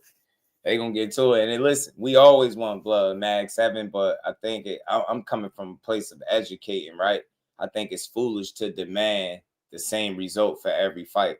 I think it's foolish to demand knockouts to the point where, you know, you're expecting pure boxers and every fight to look the same like the one before just because you want to be entertained. Like, at what point do you know what to expect from what you're watching? Now it's getting to a point where it sounds like people are expecting the guys that are not the KO guys. Well, you said this, and well, I want to see a knockout, or that's boring. It's like, you just got to do a better job at educating the people on what's really what's being displayed. Skill at the highest level is almost being disregarded because it doesn't come in a package that people want to see it in, right? They want to see you do this. They want to see it look like that. And at what point do you look at a fighter and say, man, I've been watching you, so I know what to expect going in? It's like, I think it's getting to a place where we're having unrealistic expectations on these guys. You get what I'm saying? A good fight is a good fight. You know what I mean? I love me a good knockout too, but I love a great boxing match. You know what I'm saying? I love a great chess player. Shout out to the homie Cut Creator. What's good, homie? Said coach is a breath of fresh air. Yeah, right. I like it, man. I like it.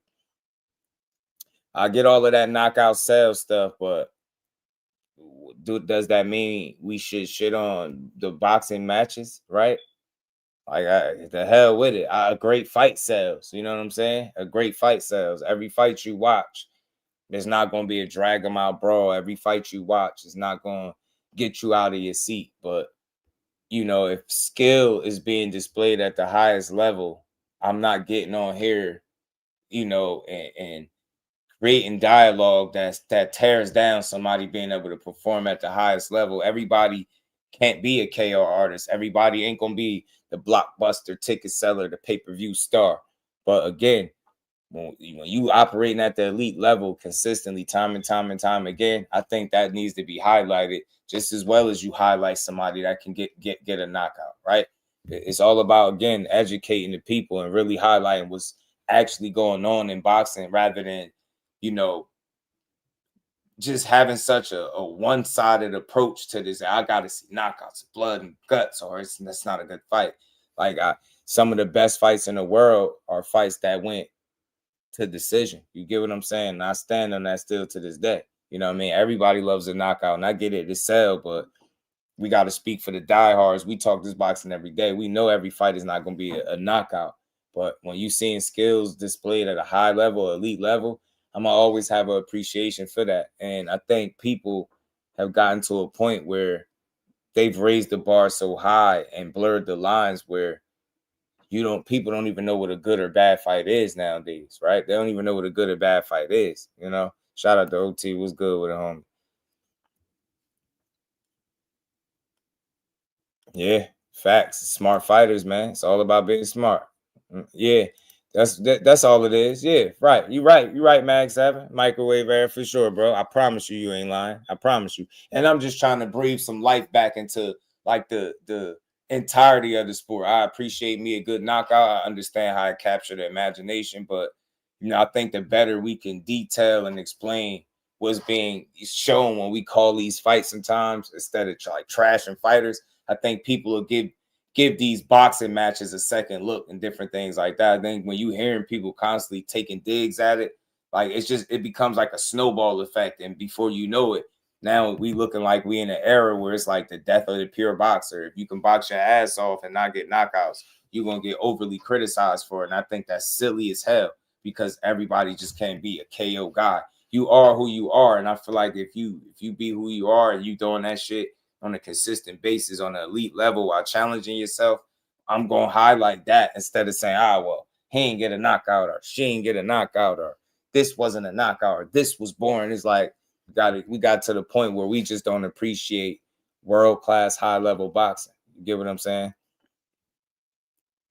Let's keep building, man. Let's keep building. Yeah, facts. All facts, OT. You get me. Let's keep building. So, you know, this is the fight that separates the young and the old. You know what I'm saying? Young and old. Yeah.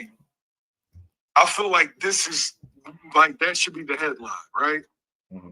Young, blue chip prospect, top prospect, heading into contender status. Veteran guy that's been there. Everybody thinks that it's either two things. Jesse's too long in the tooth. Up and coming, big stepper versus has-been. You stupid. Yeah, you're gonna find out. Is Jesse too long in the tooth? Or is it too early again for Khalil Cole? Did he bite off more than he could chew? Ryan from the six, my dog, or what? You get me? Grandson versus Papa. What's the secret to PK?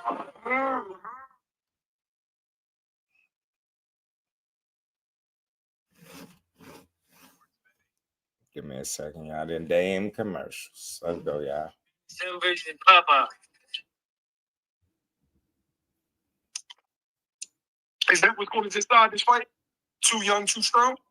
I said, is that what's going to decide this fight? Too young, too strong?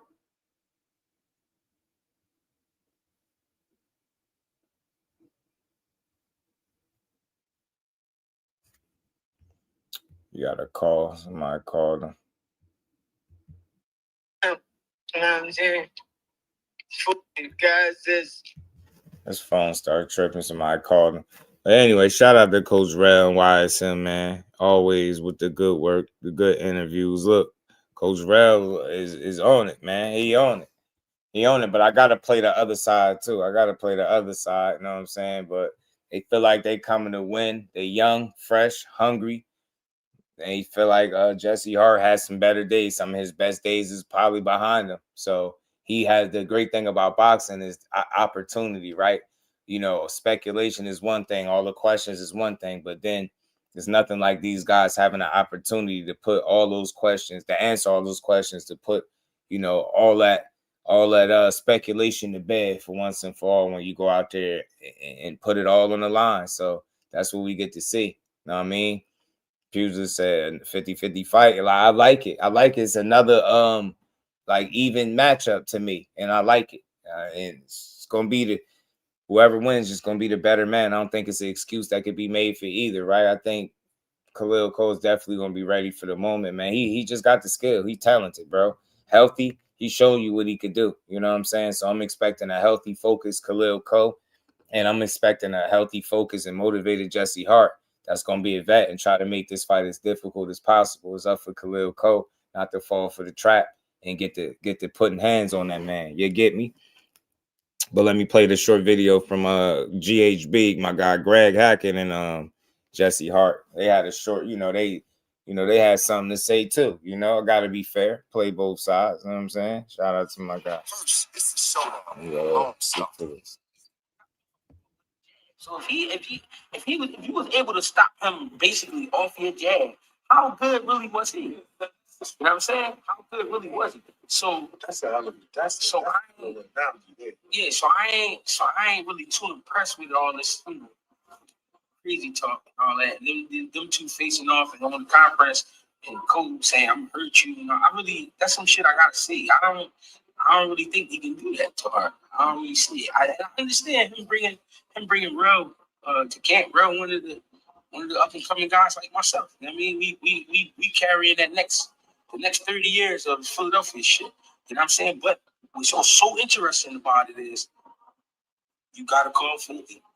Look at the fights. The top two fights on the card, main event and the co-main event, 3 Philly coaches. Ain't that crazy? Ain't that kind of crazy? Don't think about it. That don't happen every card. I'm just saying, let's just talk about that. Like, don't that tell you something though? We got a Philadelphia coach gonna be coaching a Cuban that night in the main event. I said that. You got a Philadelphia coach coaching a Philadelphia fighter. You got a Philadelphia coach coaching a guy from Jersey. That's crazy. Yeah, you got a Jersey coach coaching a Philadelphia fighter.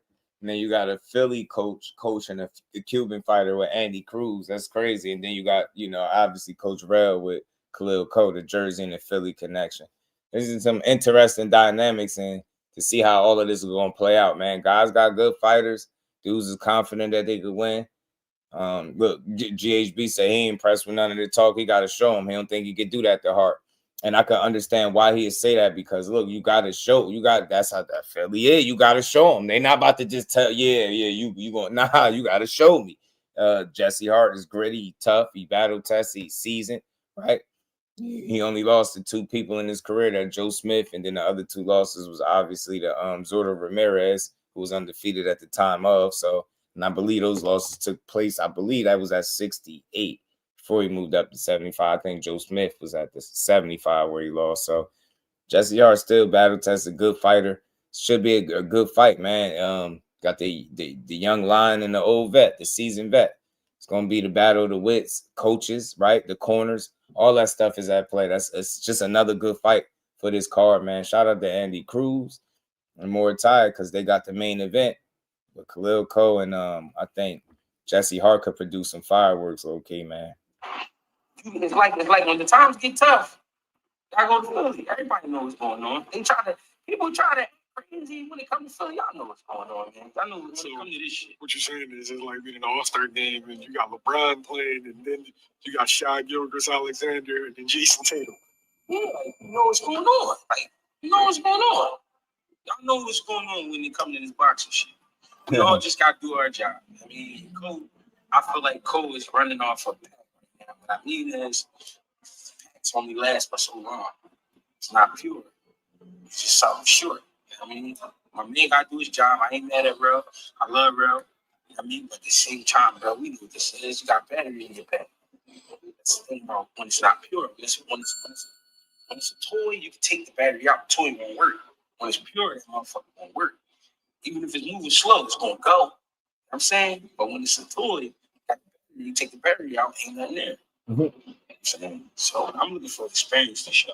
So he said he basically got a battery in their back, but I feel him. He got his opinion of it. And look, I just think Khalil Cole feel like he's younger, fresher, and better. I do. I don't think he's selling wolf tickets. I don't think he was just talking with the face off. Yeah, I like the face off. I liked it. I just played the little clip a couple times, so I like the face off. You know what I'm saying? But I get what GHB saying. Like, again, that's that Philly in him, man. Like, you just got to show me. Like, no matter what you did, you could have beat whoever, whenever, however, before you got there. You got to show them. And that's the beauty of boxing. Like, both guys, nobody is laying down. Nobody is going, like, concede or you know what I mean, fold and throw the towel. Like, you're going to have to win. You know what I mean? Saturday night, these guys going to have to fight. You're going to have to win. It's going to have to be earned is what I'm saying. So the respect is going to be earned, not given. And that's all. That's GHB. Like, look, y'all got the battery in y'all back because there ain't no way y'all believe that y'all about to do what y'all saying, right? Because he like, obviously, he watching Hart. He know who Hart is and what's in him. And he like, man, Khalil Cole ain't that. So it's just fair. It's like he's speaking his truth. So, I really got Khalil Cole. I feel like younger, fresher, and that's going to work. Polished. He's very polished to be, you know what I mean, with just 12 fights in the game, and it's going to show. You know what I mean? Even though he got 12 fights, less than 15, 20 fights in, but it ain't going to show. You're going to think he was a seasoned pro when you see it. BJ, what it do, homie?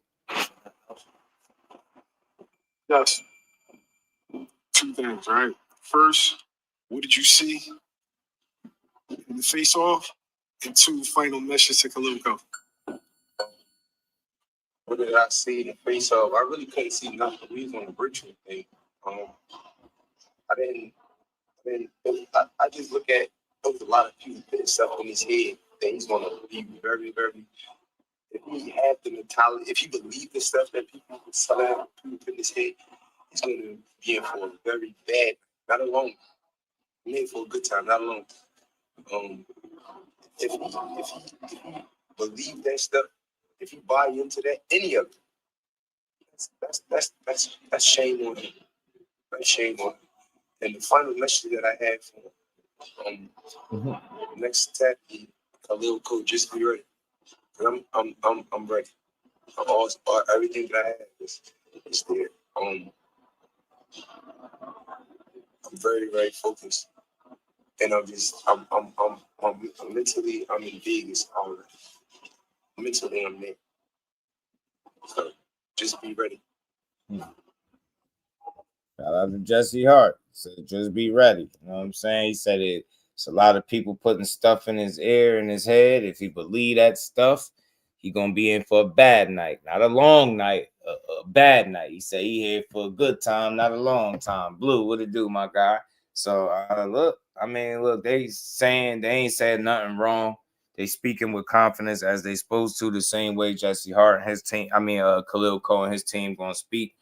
And like I said before, the beautiful thing about boxing is you're gonna get the opportunity to prove everything that you say. You're gonna have an opportunity to stand on everything that you said. So we're gonna find out. We're gonna find out who really who words was real, who gonna back up what they were saying. And got two headstrong alpha male type guys, man. May the best man win, but I got Cole, man. Like I said, I expect him to go out here and get it done.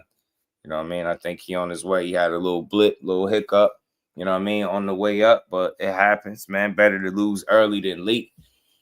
Jesse Hart's been around for a while. He a stubborn guy, sturdy.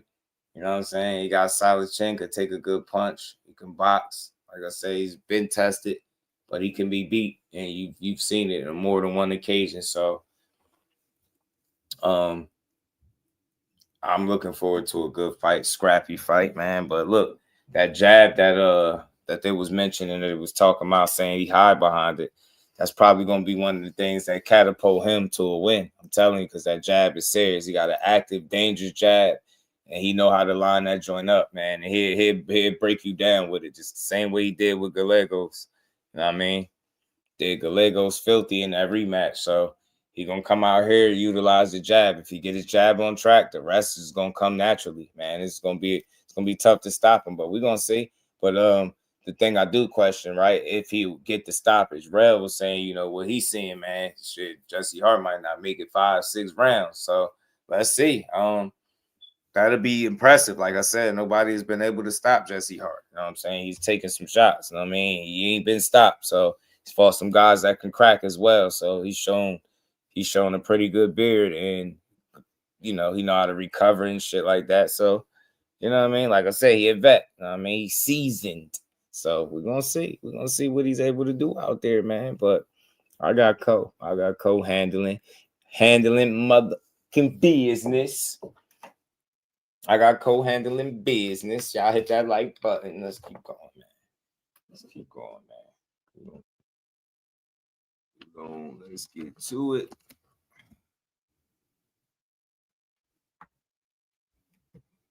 So we're gonna see. We're gonna find out, man. We're gonna find out just how good both of these guys are. But I think we got a couple 50-50 matchups, man. Raymond Muratalla, Andy Cruz, 50-50 type. And Khalil Cole, Jesse Hart. That's similar too, man. You know what I mean? You ain't got no lopsided matchups. I think they're comparable, both guys. So.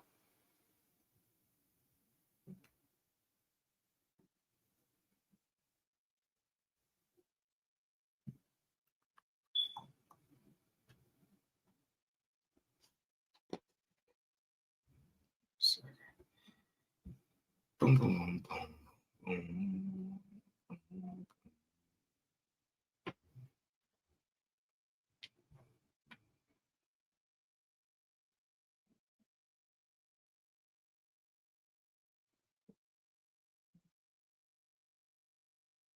And you got Madrimov on this card, Omar Jones, and Zay on this card. So I think we got a nice fight card for Saturday, man. And whenever it's free, it's always a plus. Zuffa about to put Golden Boy out of business. Golden Boy gotta get their shit together, man. They out here playing game.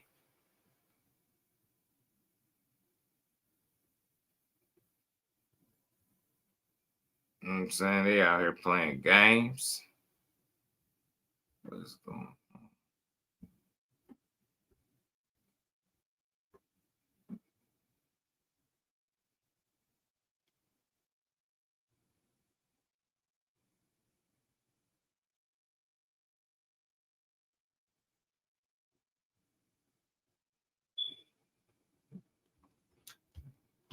My bad. Teo versus Shakur 50-50. Yeah, ain't nothing wrong with that. I said the same thing. Thought it was a 50-50 as well. You can call that a 50-50 fight. I don't think nobody bugging for calling Teo and Shakur a 50-50 fight. You know, especially when you look at things on paper, you can call it that, right? When you start factoring in different things, right? But ultimately, it's up to them now. We can look at it as one, and it could end up not playing out like a 50-50 fight.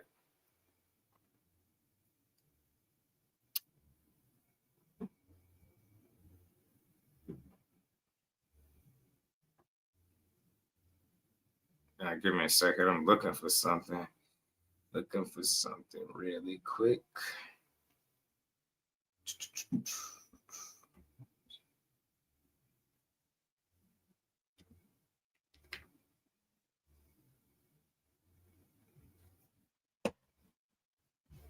So Jordan talking that stoppage talk. Jordan like, man, I see stoppage in the future, man. I see stoppage. So you got TL. Nah, I ain't got no damn TL. Art man, what's good with it? Yeah, I bet.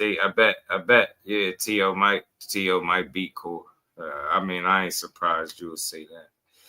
I ain't surprised. Tell me how T.O. beat Shakur. Anybody in here that says T.O. beat Shakur, I mean, all right, just tell me how. I'm interested to hear the breakdown. Tell me how you going to do it. You know, it's all good. You did.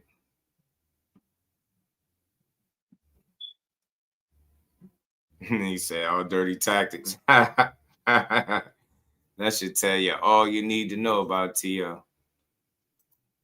The fact that he said dirty tactics should tell you all you need to know. I'm starting to think Chris is be more boxing. And I'm starting to think I want to block him. Yeah, I think that's who he is. You disguised yourself. Because when people don't got nothing to add to the chat and they just keep like spamming the same stupid shit. Like, I think that's who he is, man. I think that's who he is. Jordan, I do. I'm looking for something. Pardon me, y'all. I'm just trying to see why I can't find what I'm looking for, and it's annoying me real quick. Give me 1 second.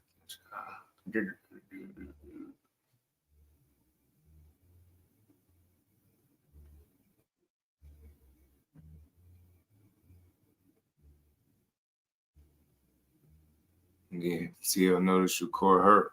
Hands hurt. He'll jump on core.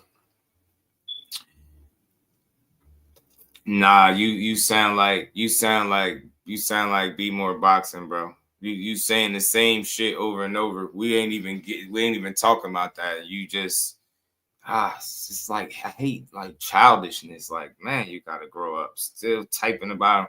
I'll tell you this though, be more boxing. If he punched you in your face, you think you'll say he ain't got no power? If he punched you in your face? I don't see I've seen Shakur stop somebody with hurt hands, and I've seen him win a fight with hurt hands. If T.O. noticed Shakur hands hurt, he jump on him. I mean, I think people been overstating his hand injuries for the longest. You know what I'm saying? I don't think his hands will be a problem in the fight. Could T.O. knock him out? I mean, he got the power to knock anybody if you caught him, right? I think T.O. could punch a bit, right? I don't think he no feather-fisted guy. He's just not no KO artist at 140 outside of Pedro Campo. He don't got no knockouts up there, so I don't know. I don't think Shakur I don't think that should be the game plan, like getting a knockout, but his hands hurting. I don't see it being an issue to the point where T.O. could take advantage of him hurting his hand.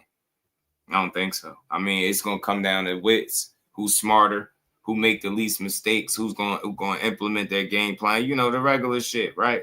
Who's the smarter man? I think Shakur checked plenty of those boxes, right?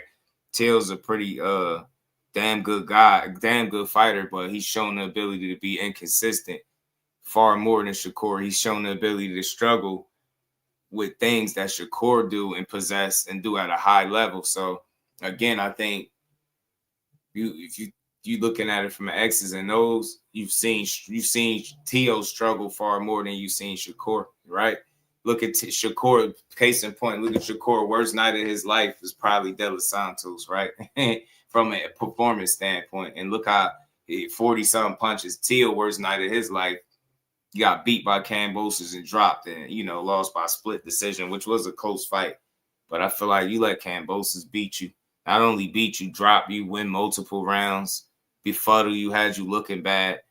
Jermaine Ortiz, same thing, arguably beat you. You get what I'm saying? Loma won 5 rounds straight against you when he started fighting back. Nakatani had him struggling. Sandor Martin dropped him twice with check hooks. Only got credit for one. If he got credit for the other one, he would have won that fight. So when I look at the combination of things from Teo in the fights where he struggled, as well as the fights where he did well, I don't think he got enough of a. I don't think he's consistent enough. I don't think from a concentration standpoint. I think those little areas where he lose focus, where he might get impatient, might get frustrated, right? Different things like that. I think Shakur can take advantage of him. I think he's more patient than Teo, which will put him in a position to be able to win. Now, Teo can force the issue, push the pace, force Shakur to keep his hands at home and not really be offensive. And he increases his chance to win rounds. But I think that's going to be hard to do. You know what I mean? I would like to know who's going to try to be first and how consistently, right? Like, you know what I'm saying? It's going to be a good fight. But I just see more ways for Shakur to win because of the mistakes that he don't make versus the mistakes Teo make. Get me? It's not really no real secret. For me, K-Rod was good with it. For him to beat him, he's going to have to force him to make mistakes that you're not accustomed to seeing Shakur make and do it on a consistent basis, right? I look at little small things, right? Little nuances, things that probably people will gloss over.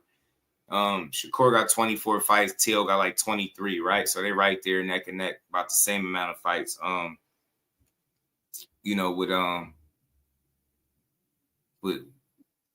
With Teo, like I said, you've seen him struggle here. You've seen him struggle there. And even in his biggest moments, you got some questions there, right? Beating Josh Taylor was impressive, the way he beat him, but shit, so was the way Jack Catterall beat him. He just didn't get credit for it. So we already seen that story, right? So he arguably didn't beat the best version of him. Shit, Loma lost to Salido way before he ever ran into Teo, right? So they act like we never seen Loma lose before, and we had, right? But he beat him, but he also lost 5 rounds straight, right? Have you ever seen a fight where Shakur lost 5 rounds straight? Teo lost like 7 rounds, 7 through 11 with Loma. Never seen Shakur give up that many rounds, let alone in a fight, let alone straight, right? 5 rounds, let alone straight. Still to this day, people could try to argue. You could try to say you think Zepeda was 7-5. That shit wasn't no 7-5. So I've never seen him lose. Definitely no 5 rounds straight. Barely even 2 rounds straight back to back. So you've seen this on a number of different occasions with Teo. You've seen him frustrated, befuddled. You've seen him get impatient, trip over his feet. Seen both his feet leave the ground, right? You've seen him even in his Barboza, as sharp as he looked against Barboza, he was getting hit with some silly shots, and he had some swelling above the eyes that make me think, Shakur, man, pick your shots and attack the eyes. I'll attack that scar tissue all night if I'm Shakur. You know what I'm saying? I'll attack that scar tissue on his ass. You get me? I'll go after that scar tissue. Beat them eyes up. You know what I mean? I'll try to beat them eyes up. What he told him? What he said to him? Hey, Teo, I'm going to bust up your eyes. I'm going to whoop your ass, and I'm going to beat the shit out of you. You better be ready, boy. Of course, stupid. You know them eyes. I never understood it, man. No matter how much I said I achieved that, he's always got to... He's always got to beat whoever's in front of him. I beat Shakur. They'll say he went up weight class. He wasn't in his weight class. When I flatline him and they say, oh, he had the best defense, that's just how it's going to be. You got to be okay with it. I ended up being okay with it. Nah, I don't think they're going to say nothing. I don't think nobody going to But see, that's the thing Teo don't realize. One thing about Core, people ain't giving him no excuses. If he lose, they're not going to say, it's because he went up and it's not his weight class. Think about it. You haven't heard once that Teo is bringing up a 35-pounder. None of that. You never heard that. I don't think they're going to give him the benefit of the doubt. So I get it. That's Teo. That's his mind. In his mind, that's what he think. But I don't see it. I don't see that being an issue, bro. I don't think nobody's gonna say that. You know what I'm saying? I don't think nobody gonna be like, oh, well, he wasn't in this weight class, so, you know, that's why. Nah.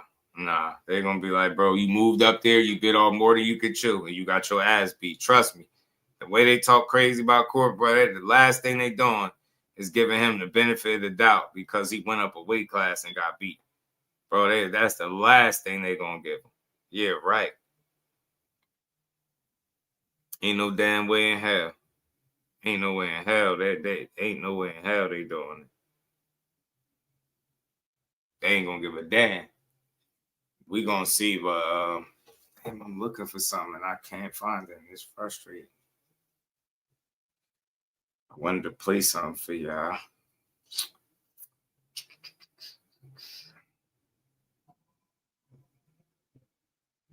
Bro, I gotta see something. This ain't making sense to me. I gotta do this. So we're gonna see, man. Tio thinks he got what it takes and he got the opportunity to prove it. Nah, hell no, he don't get no sympathy. Hell no.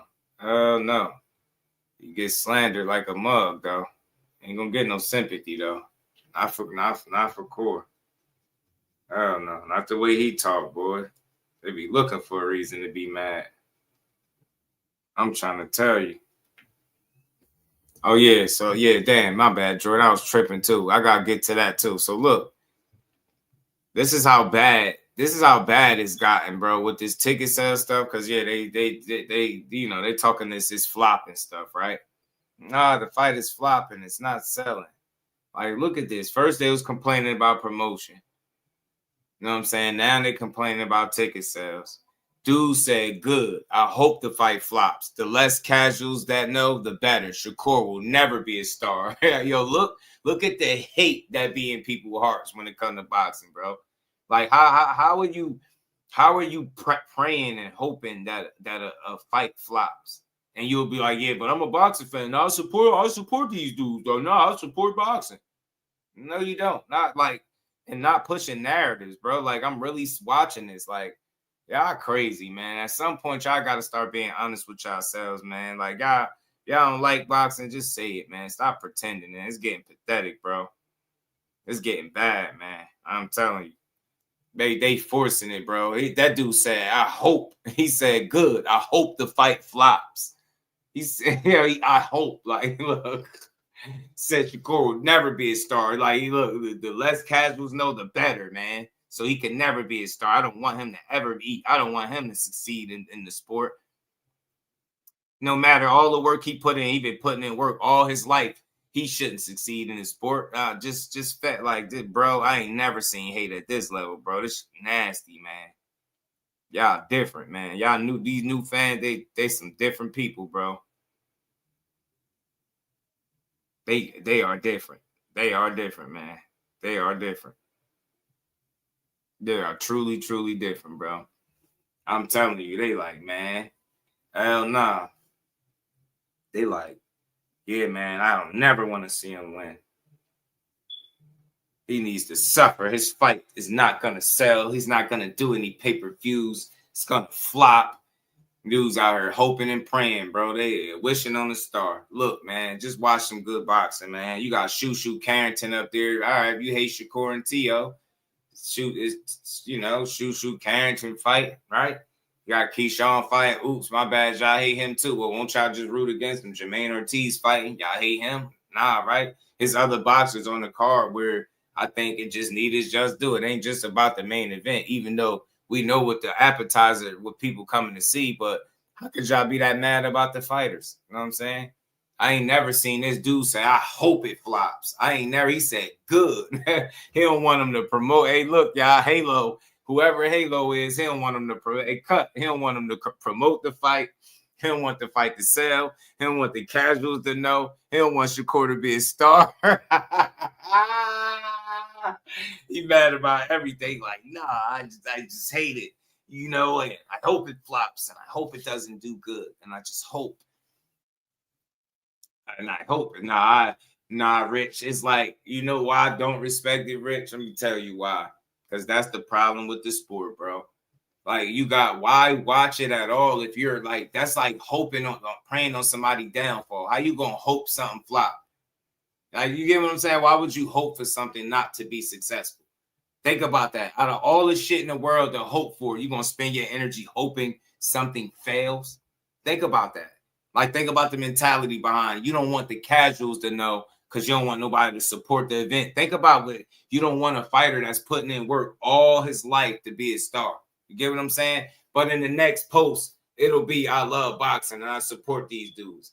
These are the guys that we need to get rid of out of the sport. I'm telling you, pack them up. Pack them up. Shout out to Ramon. What's good with it, homie? Guys like this, I ain't gonna lie, yo, he need to be packed up. I ain't gonna lie.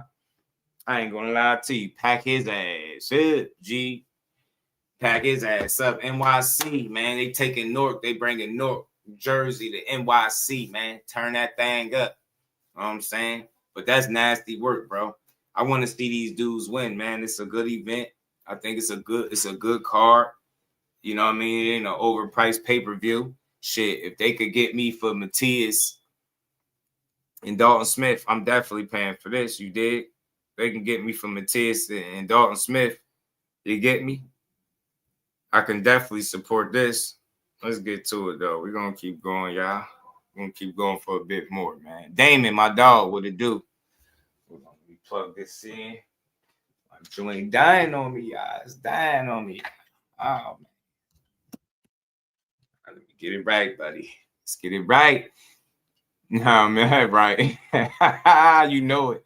70 years old to take profile picture. No, I did it. I'm telling you, high and talking crazy back there. I'm telling you, talking how you wishing. Dudes be wishing fights don't do good. Like, I ain't never seen no hate like that. That's different, man. Different, man. You a different kind of hate in your heart. Hope it fails. I hope it flops. All the stuff to hope for. You need to hope for world peace, bro. Hope for world peace. Hope to end hunger. You know what I'm saying? Homelessness. Bro, hoping for a fight to flop. out of all the stuff to be hoping about. You know what I'm saying? He want to put his to negativity. Yeah, let's hope that this guy fails. I don't want to see him make it. The nerve of this guy. I don't want to see him succeed. I don't want to see him succeed, man.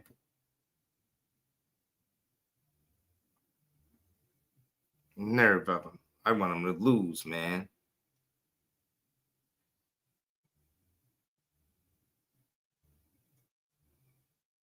Better not succeed. Other guys feel the same way. They cover it up. Nah, they bad too. They both bad though. Oh shit, whether you outright, because look, the end of the day, it's like if you that negative about something, why even support it at all? You get me? That's why I be at with it. Like, why people be so miserable when it comes to talking boxing, bro? They be unhappy as hell, bro. Sitting here praying for somebody's downfall. Right? I couldn't imagine wasting my time in that way. You know what I'm saying? Boom, boom, boom, boom, boom.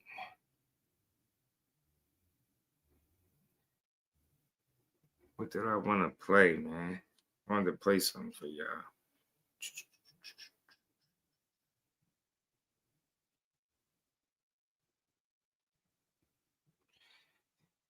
Andy Cruz. Hold on, man. I did want to play something from Andy because he did do a little short interview. Hold on. Let me take this off. Dude's praying for the fight to fail. You see Ryan Conference today? Nah, I ain't watching. It was on the same time I was up here. Lewis Hart for Ring Magazine. A pleasure to be joined with Andy Cruz as he fights for the eye. Yo, is it me or do Andy Cruz look like the dude from PJs? Like what? Like if he never did drugs? Don't he like the dude from P? All right, now. WF World Lightweight title this weekend. Andy, how are you? How's things? Luis, del Ring. Yeah, I doubt un placer estar contigo. Like the dude from PJs, por el título del mundo del IBF. I'm going to show you what I'm talking about. Without the drugs. Primeramente, el placer es todo mío. Same facial Estoy structure feliz, and everything. por esta oportunidad. El sueño que todo peleador quiere. Y a mí se me está dando. Estoy un paso a conseguirlo. Y listo para demostrar el sábado de que soy el mejor. Yeah, so I'm delighted to be here. So the pleasure is mine. Thanks for the interview. I'm delighted. I'm excited. You know, it's a dream for any fighter to go and fight for world title. It's to get this opportunity. I'm just one step from it now, and I'm just ready to show that you know that I'm the best. You've been a pro almost 2.5 years now since you made your professional debut. Did you think it would be as quick as fighting for a world title? Like, do you think you'd be fighting for a world title within this time frame? 6 fights then, Llevas world como title 2 años y opportunity, medio como special. profesional. ¿Tú pensaste que ibas a ir por esa ruta tan rápida para llegar a tener una oportunidad mundialista tan pronto así como has hecho? Sí, realmente ese era el pensamiento desde que llegué aquí a Estados Unidos, pero realmente fue mejor de lo que pensé. Yeah, that was... What do you make of your opponent, Raymond Muratalla? ¿Qué opinas de tu oponente, Raymond Muratalla? Es un peleador que no por gusto es el campeón mundial. Tiene todas las herramientas para brillar My en este son. boxeo. So you don't Es look rápido, 21 and 30 fuerte, years old. inteligente. Es un gran peleador y digno rival para mí el sábado.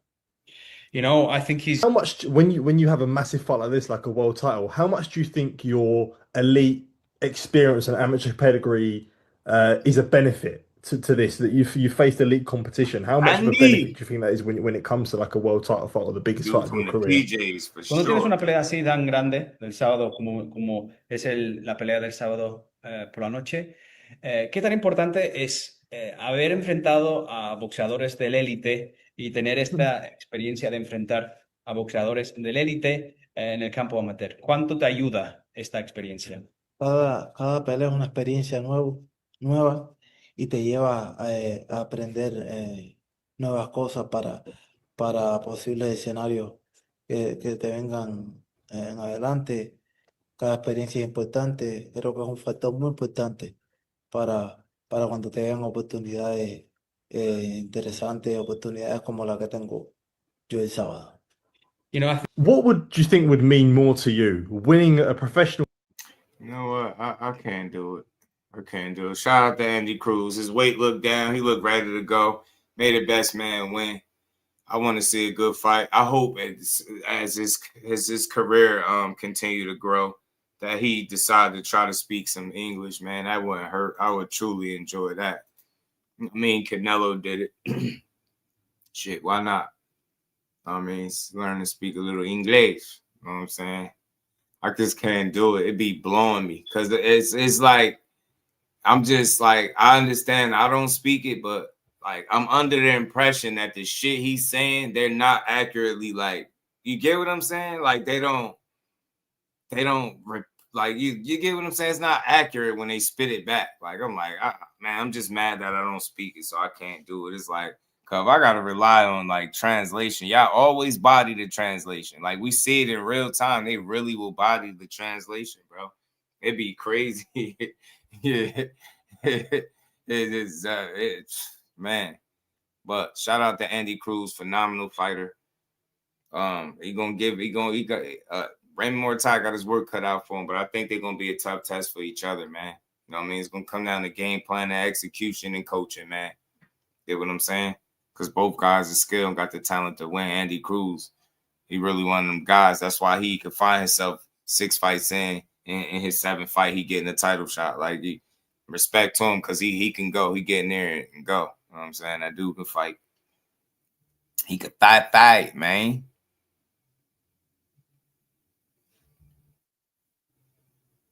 He could fight.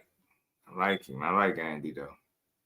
Yeah, I had to get a body. I couldn't do it. Yeah, I was like, because they always miss, like, they be bodying what the dudes be saying. I'm like, he ain't just say that. Like, I'm not sold. He didn't say that. I don't know how I'm gonna prove it, but he ain't say that. Whatever you say, he ain't say that. I'm convinced. He didn't say it, buddy. Bucko. You know what I'm saying?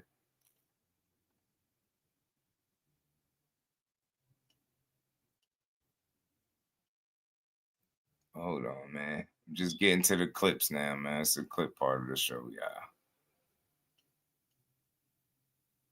Gotta get to this, man. Because Core did this joint, so he going with Raymond. I think he could pull it off, Cut. I think he could pull it off, bro. I do. I think both of them got a fair shot to win, but he said a new school career. He said Raymond is the underdog, right? So I think he's a live underdog. I really do. They saying Andy the favorite, slight favorite or whatever.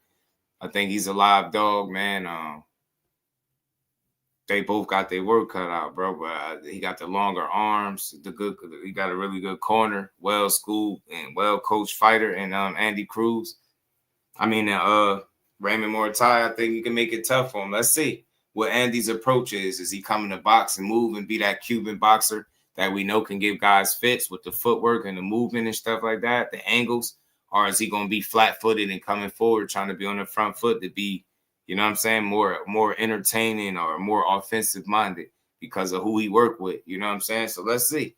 Let's see what their approach is. That's going to say a lot, you get me? But if you him, I think he want to box and go in his bag rather than try to just, you know, be in that fire going for it like we've seen him do in shit the last few fights for sure. Let's see that. Not walking in eggshells when the smoke clears is going to be Shakur versus Teofimo Lopez. What's your thoughts on that? Yo, you know, it's so crazy. I swear to God. I just had a DM conversation with Teo, and we just was talking about that.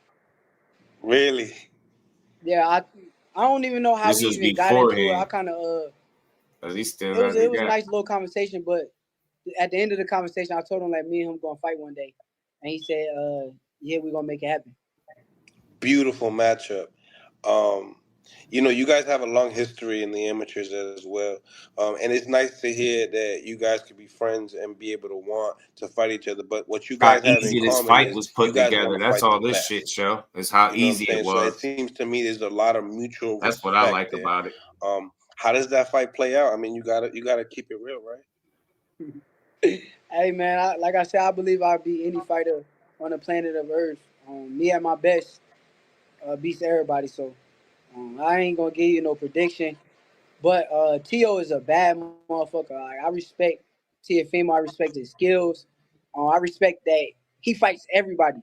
Tio is not no fighter that ducks anybody. He wants to fight the best, and he'll get in the ring with anybody. Yeah, build him up, champ. But he definitely turned some guys down. Matthias, Devin, just to say a couple. He definitely turned down some Much smoke. respect to Tio. Definitely mutual respect on mine. I love that. I love that about you guys. Speaking upon that a little bit, right? Because you guys have history, and then you have fighters that I've seen you talk to Kambosos after the fight. He had a bad performance in his last fight. You told him what it was as far as you believe he got robbed. In the same time, do you believe when you watched the Teofimo Lopez and Kambosos fight, did you feel like there was something wrong with Teo? Or did you feel like there was a couple things wrong and Kambosos really had a lucky day? Nah, it was something clearly wrong with Tio. Kambosos is trash. Like, he's not a good fighter. So honestly, I know it was something wrong with Tio. I know Tio since the amateurs. He had like a real bad asthma problem since the amateurs. So I know for a fact that was something wrong with Tio. That wasn't like Kambosos did anything special. And you could see like his mental wasn't there because we never seen Tio going there from like the first round.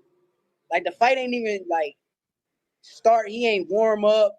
He didn't get his jab established. It wasn't like he was trying to make it a boxing match. He just went straight at him, trying to knock this dude head off. Yeah, that was stupid. Nah, I can't make no excuses for him because at the end of the day, Kambosos did win.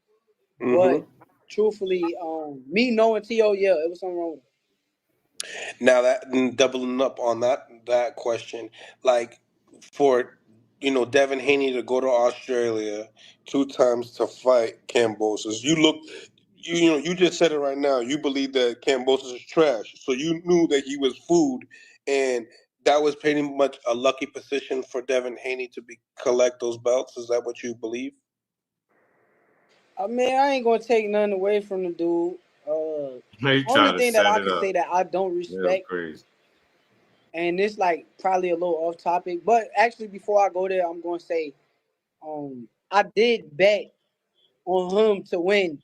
I want to say like 20K, and I won like $4,000 because I knew, like I already knew, like Kambosos was good. Like it was no way he was gonna beat Devin. But what I say, like I don't respect when it comes to like boxing or fighting. The only thing I can say as far as his resume that I don't respect. Let's go. Let's play Tio on the ground joint. Tio, y'all. It's 50 people in the building. Hit the like button, sub to the channel, y'all. Let's keep rocking. Stop holding me. You stop for 1 second, bro? No, Shakur, I can't stop. My titles are on the line. My legacy on the line.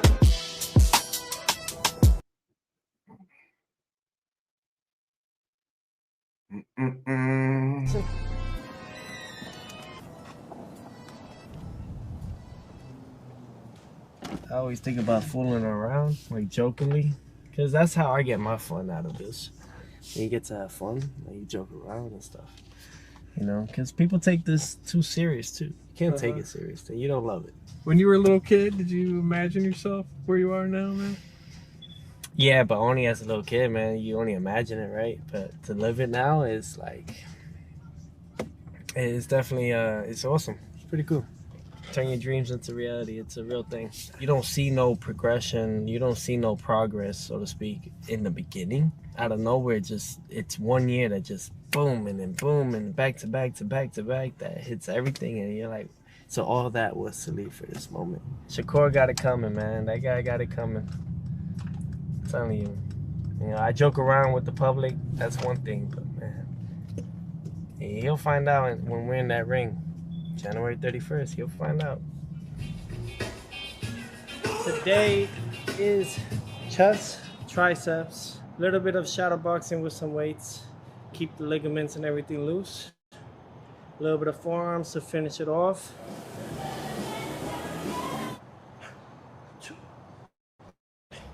Nothing too intense like others. We don't need that. Later today, we're gonna go boxing, but prior to that, we're gonna go recover.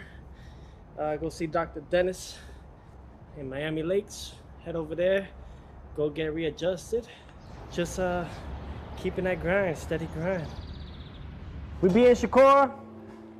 Let me ask you something. How does Tank being a ticket seller help you? How does him being a star or a ticket seller, like, how does that help you? Like, why would anybody care about that? Y'all some weird people, man. Y'all weird. That's like bragging that somebody else got money versus somebody else. It's like bragging on somebody's money. They wish he was a star. Like, what would that change? We don't watch guys because we think they stars alone. Like, we watch talent, not stars. Well, let me speak for the real one. We That's Teofimo right there. That's takeover bobblehead. Nah, you let the haters. Damon ain't promoting the fight. He going down, ain't he? Yeah, let's go, baby. The takeover. Today, we're going to fuel ourselves up with a couple different things. Got my black coffee where it says New York, because that's where we're headed. Like Frank Sinatra says, if you can make it in New York, you can make it anywhere. And now what's left? Make it in New York, you can make it anywhere. It's the main dish. There's a lot right here, but usually it's not bad after a workout too. You know, you fuel up the body.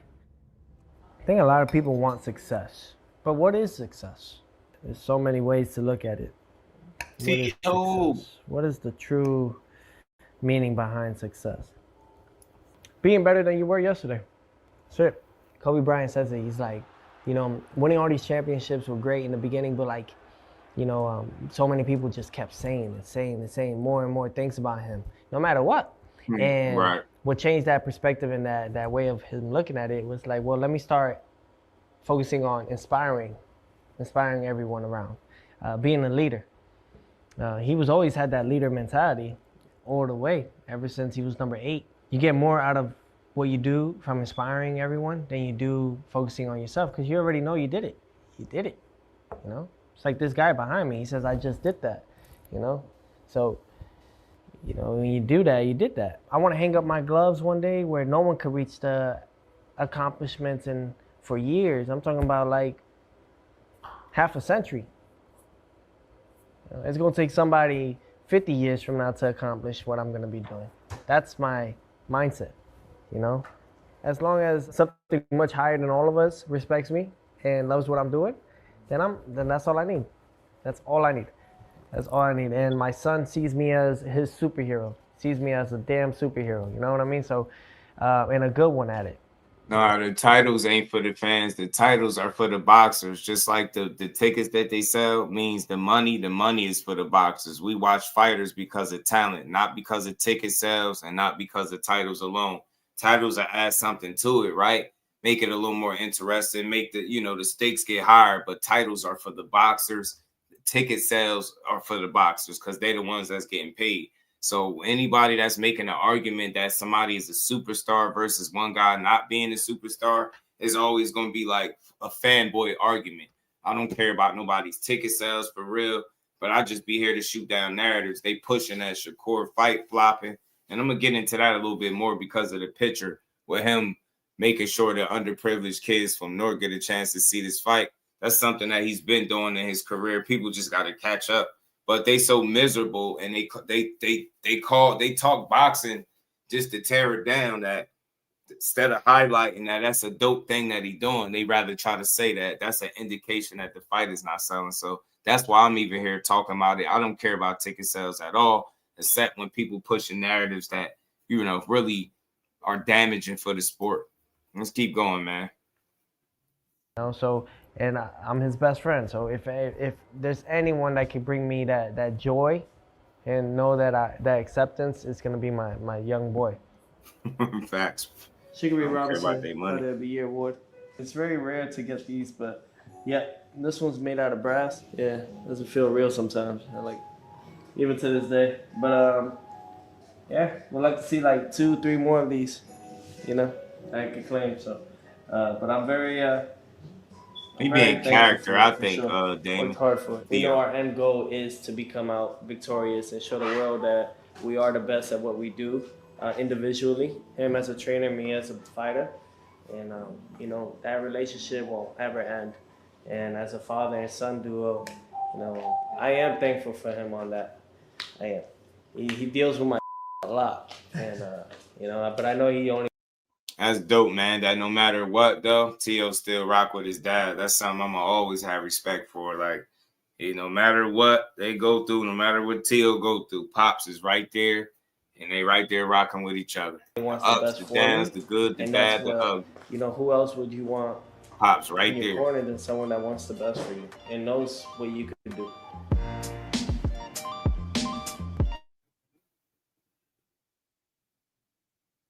At Dr. Dennis, we're in Miami Lakes. Really what I do here is just readjusting, realigning everything, all the ligaments, all of that. Health is wealth, so to speak. So right now we're about to go get cracked. What's up, big dog? Good to see you, man. Ready to get tuned up? Yeah, Let's do it. When it comes to boxing specifically, there's bobbing and weaving, and there's a lot of high repetition that starts to wear and tear at the spinal disc level. So what we're gonna do is we're gonna decompress the spine and make sure that we get hydration back into the disc.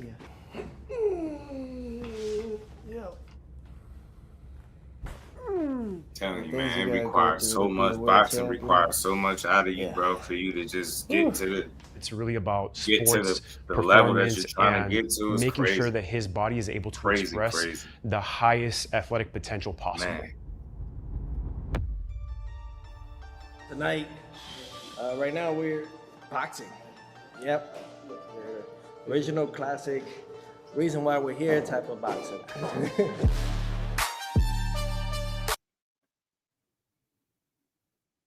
Boy, look sharp, look fast, and in shape. He's just focused, And when I see him focus, every time I know that he has somebody, I always tell him, you already figured him out. That's like letting him know, have fun. From now on, just have fun. Back out. Down. 1, 2. When it comes to it, like boxing is pretty much all mentality. It's all mental. Are you mentally prepared with the audience? Are you mentally going to be prepared with the certain punch selection? There's things that I also got to train as well. There's things that I have to maintain as well. Those are things that I have to work on within myself. It's a muscle. And it's a muscle memory that you have to create now. If you don't create now, it can harm you the day of. I never understood it, man. No matter how much I said I achieved that, you always gotta He's always got to beat whoever's in front. I beat Shakur. They'll say he went up weight class. He wasn't in his weight class. When I flatline him and they say, oh, he had the best defense, that's just how it's gonna be. You gotta be okay with it. I ended up being okay with it. I'm gonna show everyone that his defense is not as immaculable like they say it is. That's my job. That's my job. My job is to show the true flaws that they can't see, that the world cannot see. My job is to show the world that can't nobody beat me. And I make it look pretty. You can do all this, all this, all this. Bro, you try to step this way, go night-night. Going night-night. What's gonna happen then when I beat Shakur? What you all gonna say then? You know what I mean? I believe in me. I believe in me before anybody else believed in me. Shakur is stepping up because he got nobody else to go after. He's stepping up to try to prove a point. You know, his big bro, AKA Terrence Bud Crawford, you know, put a huge upset and made a historical moment in time. I think those things like that make Shakur want to step up the plate, step up to the challenge and face Teofimo. Who is I? I mean, we were stablemates, me and Shakur, top rank. He talks about this and that and about I was jealous of him. No, I'm not. You were a 2016 USA silver medalist. You're gonna get your signing bonus and all that extra stuff. Thing was, they were trying to secure him in a different route because they had put a lot of money in him. Me, I think I was. The thing with that is people make it seem like if they put money behind him, did you ever ask yourself, you think that's for a reason? I mean, look where he at right now. He's knocking on your door, challenging you, still undefeated. He beat you, 28 years old, 4 divisions, 28 with 25 fights, bro. That's why people put money behind it. They act like they did it for no reason. But when you speaking about the next man pockets or money, it comes across like you almost envious of them getting success or getting treated accordingly, right? They say you don't get what you worth, you get what you negotiate. And I don't know what's up with your team, but his team has done well by him. So when you was saying all that stuff and talking about these guys' money, it was sounding a little crazy, right? It was sounding like you was like bitter, right? Bitter about it. So that's all, you know what I mean? Just supposed to be an opponent eventually. I'm possessively obsessed with this, man. That's why they call me crazy. It's all right. We got it all. There's not only mentality with us. We got style. We're faster. I mean, everything. I mean, we entertaining there, man. You haven't seen a fighter like my son, I think, since Roy Jones Jr., you know, doing all those tricks and stuff. You know, you don't see none of those guys doing that stuff. They try to be like you, and they can't be like you, bro. You gotta be born with that gift. I see it like a chess match, first 2 rounds, and then my son will figure him out, you know, and just destroy him, make him look stupid. That's what I see. You gotta push yourself. How you remain. Man, we gonna destroy him, make him look stupid after 2 rounds. Okay. Okay, T.O. I think the fight. Yeah, I don't get Roy Jones when I see T.O. I get it. He got some athleticism. I get Roy Jones when I look at Boots, not T.O. Shout out to Big Dog. And everyone around the world of boxing should tune in on this, even if you're not, just in combat alone. I think this is a great moment right now. The crowd's gonna go bazooka. As far as Newark and New York and all that, I mean, you got East Coast. Everyone's gonna be pulling up. I want West Coast to come out here too, man. You know, it's Brooklyn. Man, spread love. It's the Brooklyn way. Shout out to T.O., man. Spread love. It's the Brooklyn way, man. You know? And he said after 2 rounds, T.O. gonna figure him out and stop him, beat him, embarrass him, destroy him. So look, that's high praise, man. That's high praise. That's high praise. We gonna play one more video before we get out. We're gonna head out a little early. I got one more video for y'all that we gonna play with both of these dudes, man. Give me one quick second.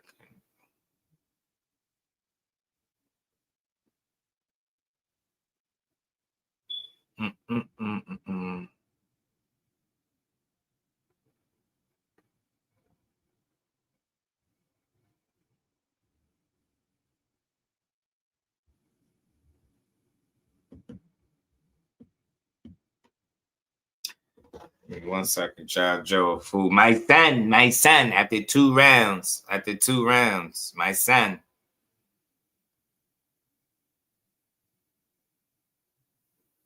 My son, after 2 rounds, he's just gonna destroy him. Just gonna figure him out, and he's just gonna figure him out and destroy him. Make that shit sound simple as hell, Pops. Make it sound super simple. Damn, where is this at, man? Golly, my bad, y'all. It's gonna make it super simple, y'all. Gonna figure him out. He gonna stop him. Coach Rell was talking his talk. He said, he was saying, he don't see. He said T.O. mess around, don't make it past rounds. I think he said 7. T.O. don't make, man. I'm telling you, if anybody could stop anybody, that'll be a statement for either guy. That'd be a statement for either fighter, man. That'd be impressive, man. I just don't see. I think a knockout is less than likely to happen. But if either guy can force a knockout, you know what I mean? Shit, that's impressive. You know what I mean? For me, if you Shakur, a way to initiate or influence a knockout is to attack his eyes, yo. He got scar tissue. Ain't no secret. He got scar tissue. As well as he looked for the Barboza fight, as convincing as he was in that fight, and he beat him up. He he still took some damage to them eyes. Them eyes just it seemed like it don't take much. So, and you ain't got to hit the hardest to mark somebody's eyes up, to beat their eyes up. You know what I'm saying? You know what I'm saying? So your scar tissue is scar tissue. It just is what it is. It's there. You know what I'm saying? It's not something that I think he's ever addressed in his career. So credit to T.O. is just something that he's been able to fight through and still win. But in certain fights where guys have been able to touch him more often, than others, you see it. You see that scar tissue. You see the eyes, like eyes be bleed. You know what I mean? Eyes be leaking and shit. So you've seen that multiple times. So if you Shakur, like you think about a stoppage, you gonna beat his eyes up. You get what I'm saying? You're gonna punish that scar tissue. You're gonna attack the eyes. Like when Core said that, he was just talking shit, but in that little clip. But it sounded like to me that could be a focus, possibly, right? You know what I mean? You don't go out of your way, but if you got a chance to attack that scar tissue, you do. Hey, T.O., I'm going to bust up your eyes, I'm going to whoop your ass, and I'm going to beat the shit out of you. You better be ready, boy. See? You know what I mean? Core going to talk shit just like Core do, but the eyes, like he told him because, he got that scar tissue. He seen him up close, too. He sized them up close. He got that scar tissue around the eyes, so that's something that he probably try to target, and rightfully so. I see why he would do it. You know what I'm saying? Hell yeah, you might as well target his eyes.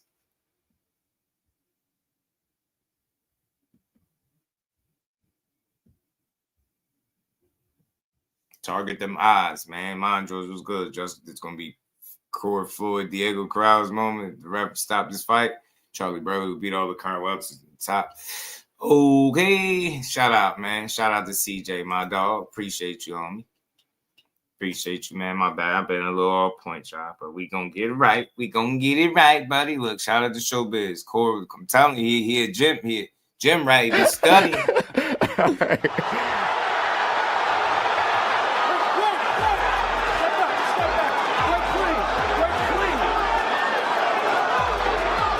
Dude, he balling his lip up and every damn thing.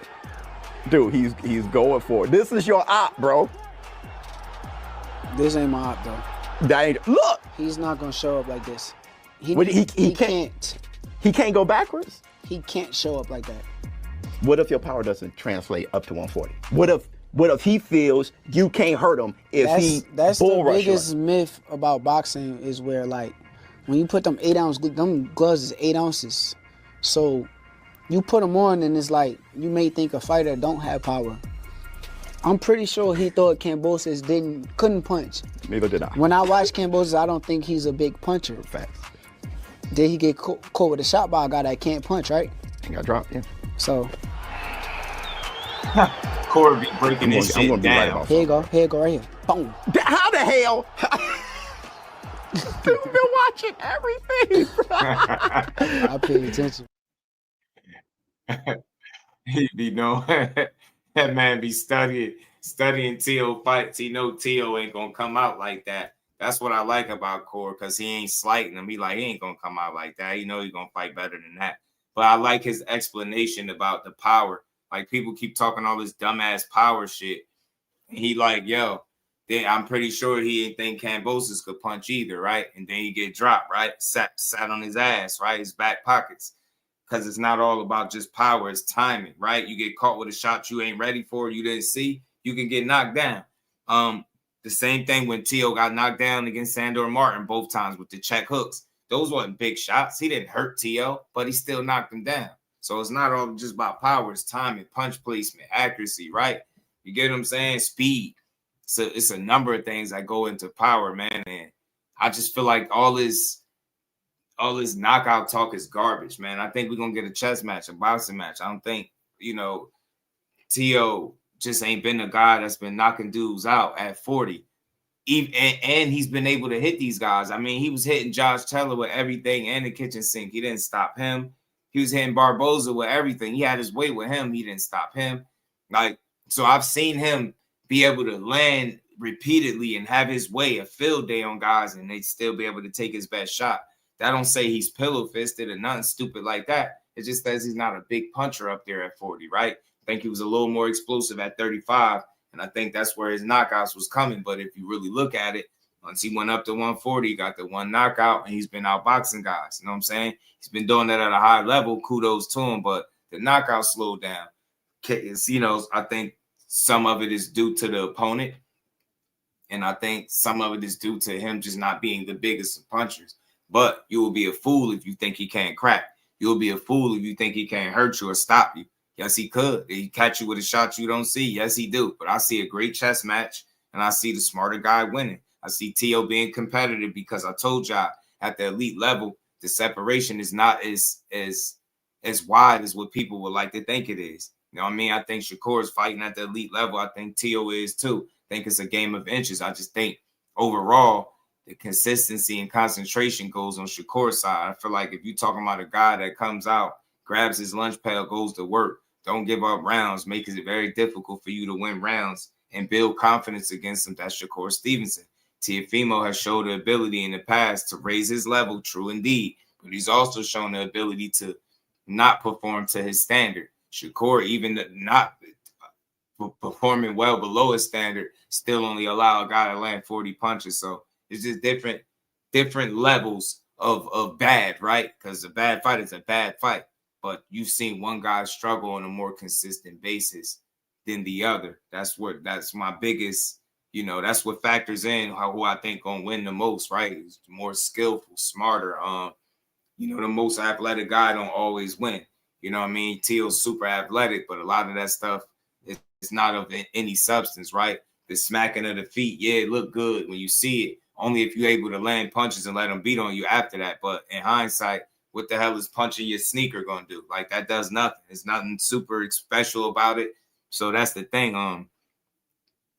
Tio has been very, very good in the past. The thing, can he be great? Can he be special?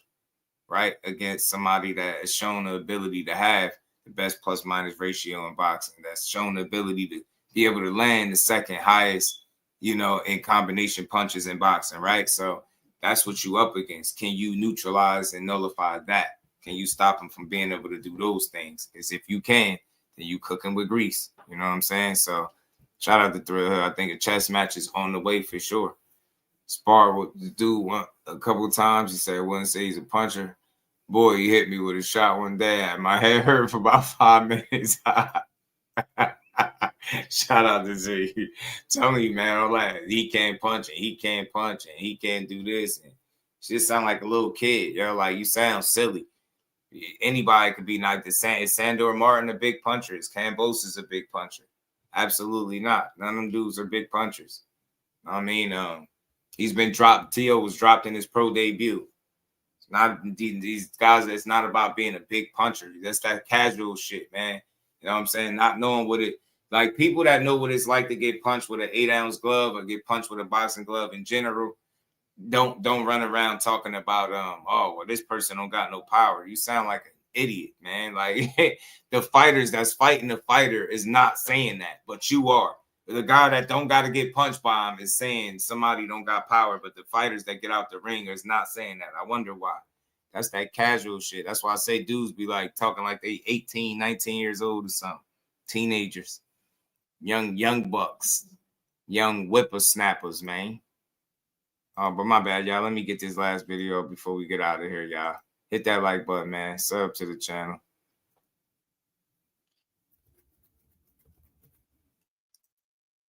I bet they said you probably said the same thing about Kambosos when he fought Tio. You know what I'm saying? All y'all do is sit up in these chats and type the same dumb shit over and over and over again. You get what I'm saying? You don't have nothing to add to boxing, to no boxing chat, just the same old stuff. Oh, this one don't have power. That's why I say, man, start next week, bro. I'm just blocking trolls, man. I try to let people live, but I'm getting them out of here. They don't got nothing to add. I'm blocking. Keep typing the same goofish over and over and over again. Conquest, what it do, my guy? Did you hear these ninjas say Shakur is running from Devin? That ninja sacrifices, discipline. Said he was everywhere. He said the Bahamas was at. Yeah, oh, them Bahamas was at and stepped with the ring on them. Yeah, I know they've been pushing that, yo. A Conquest, bro. I'm gonna say this, yo, like his grandfather said on record. The only reason them dudes even speaking his name right now is because they 2 weight classes away, yo. They 2 weight classes away, demanding that he come to 147 because that'll be his 5th weight class to Devin's 3rd. So I'm gonna cut this one short. I'm gonna try to come back later. I'm gonna have that conversation, Conquest, because I've been meaning to do it because they keep talking about it. I'm gonna have some fun with it, bro. I had some fun with it, but I'm gonna play this. I'm gonna play this first, and before we get out of there, shout out, peace to the Queen, Lala D. Y'all remember the joint B. Y'all remember, man. You know what I'm saying? Conquest, they remember what it was, G. Huh? But hold on, let me play this. We're gonna get to this, man. Let me play this.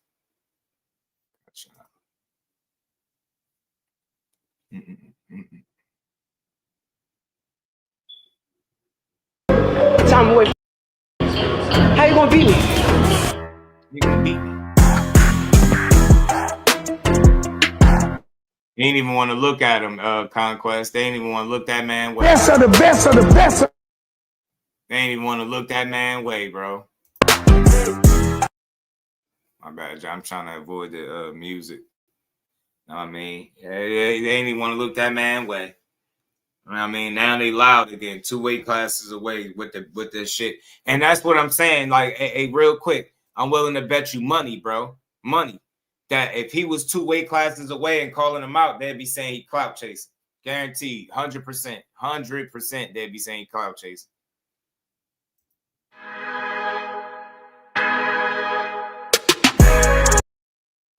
Get busy. This is gonna be a good fight. Both guys I know working hard as hell, man. See Tio, when he calmed down, he say some stuff of substance, man. A lot of times I think Tio be in character, but don't be fooled by that.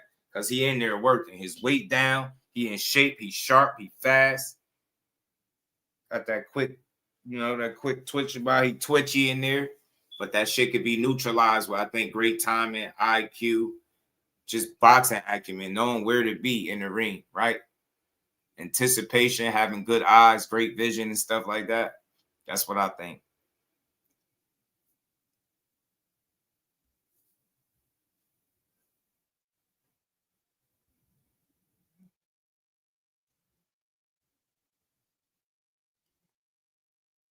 My bad, John. Let me see. That's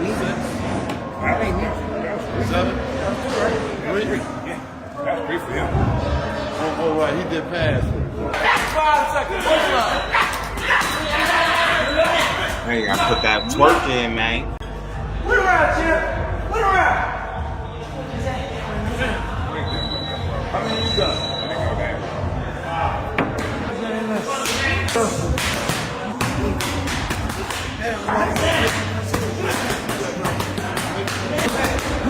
Only a week, man. JP, only a week, my guy. Only a week.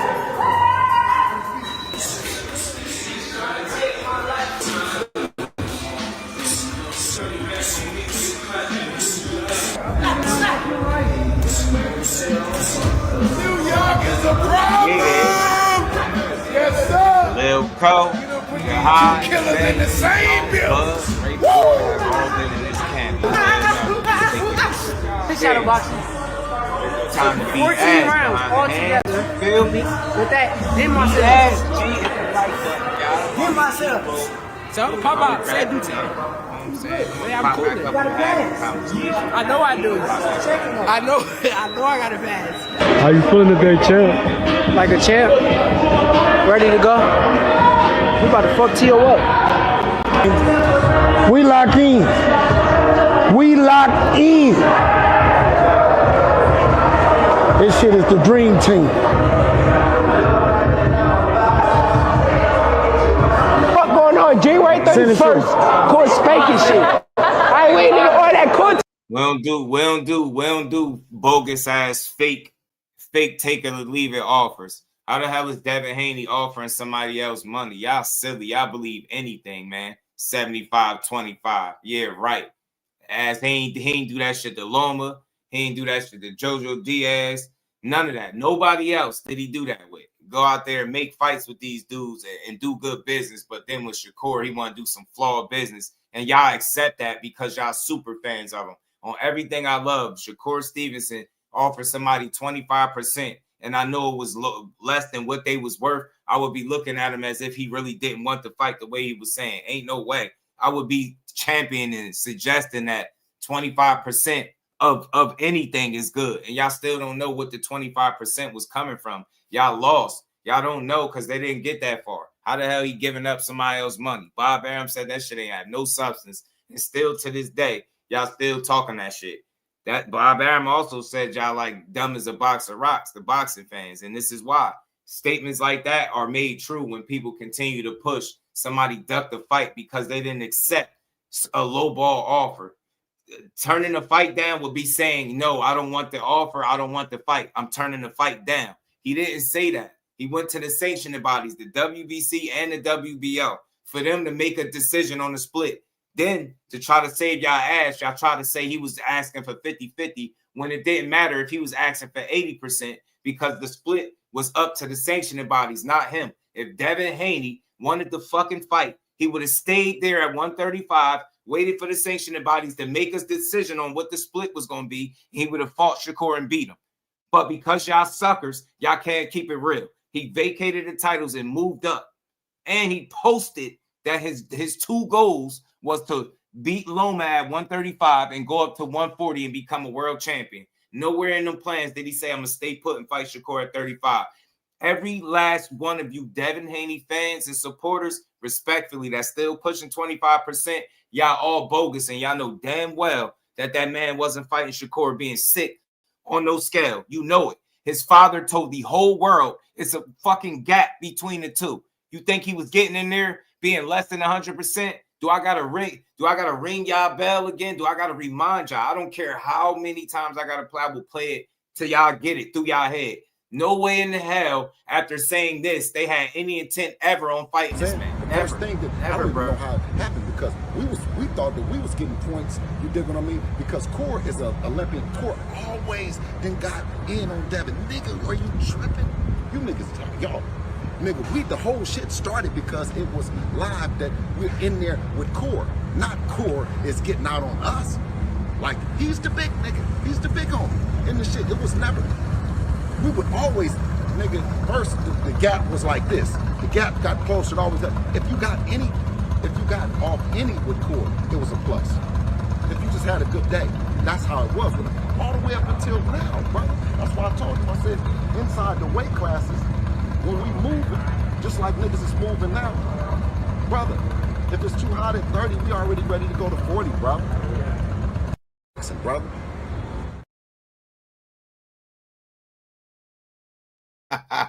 He told y'all, if it get hot, we moving up. Now they 2 weight classes up trying to poke y'all chests out. Because y'all get in the ring, a few pounds shy of a light heavyweight. Trying to act like he's some type of sucker because he won't let y'all beat 180 in the boxing ring. Get out of here, man. Knock it off, man. Tell me what you want. What you giving, January 31st? What you want, champ? They want that smoke with that boy. And y'all don't now. Y'all know that. Locked in, he locked in. Your dad told you, yo, it's a gap. It's always been a gap. He really said this. If you got off any, it was considered a good day. You telling me that sounds like a guy that's like, yeah, the next thing we gonna do is fight the dude that been beating us up and sparring all our life. What is he talking about? He just called him the big homie. He really just he referred to Shakur Stevenson as the big homie. Y'all don't got a leg to stand on. Y'all better sit there comfortably at 3 weight classes respectfully. And this is all within the realm of boxing. I rock with Devin Haney heavy.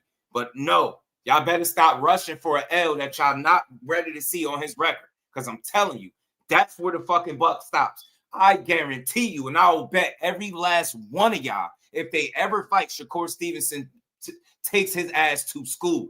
Guarantee you. Guarantee you. You know what the gap is between them two, bro? Like, bro, the gap is wild. Like, look at the difference. Look at this plus minus. Look at this plus minus right here.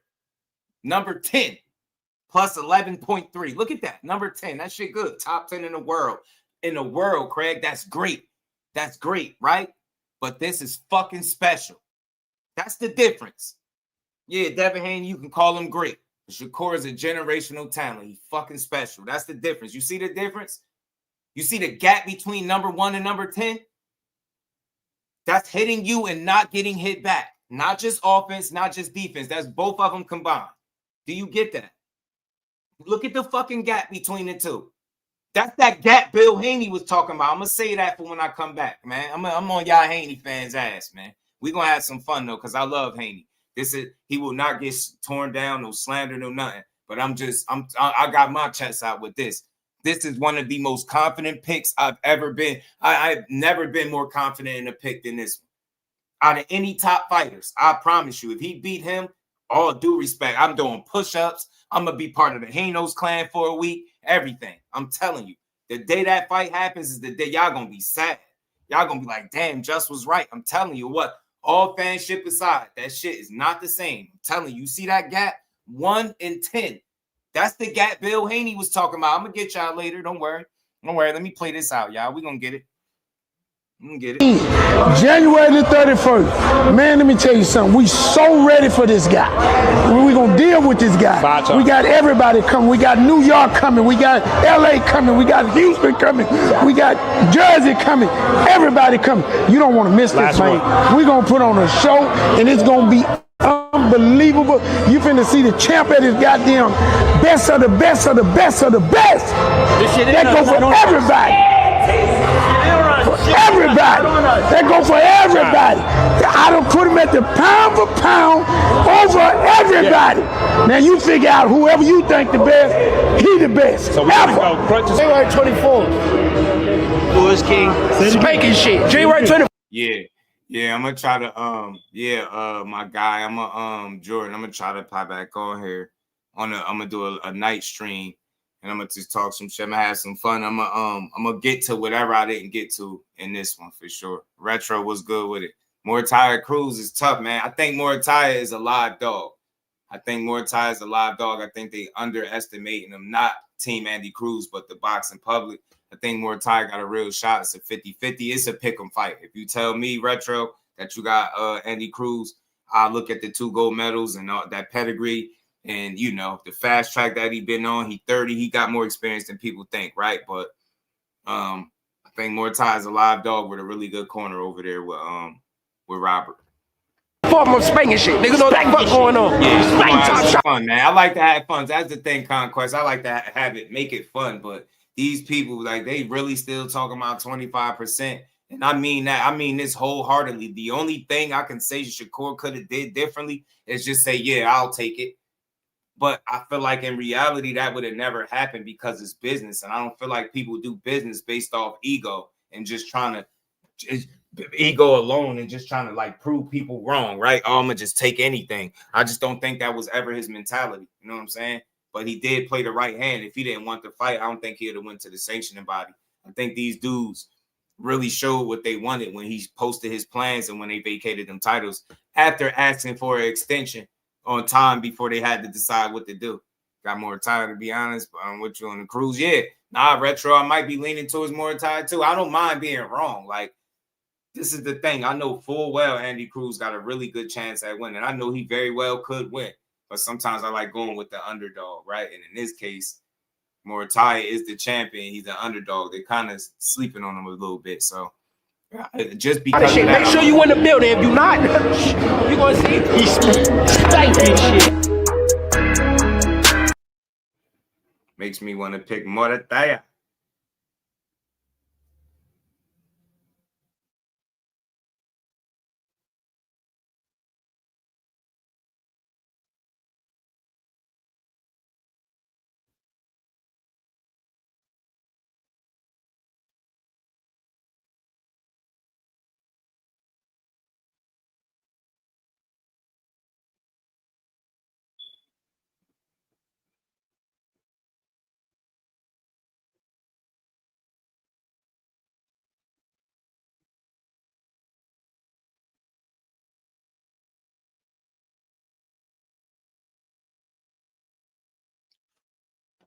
Oh, my bad, y'all.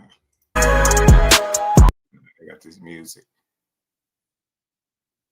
I want this damn music. Use your phone. What, Diesel?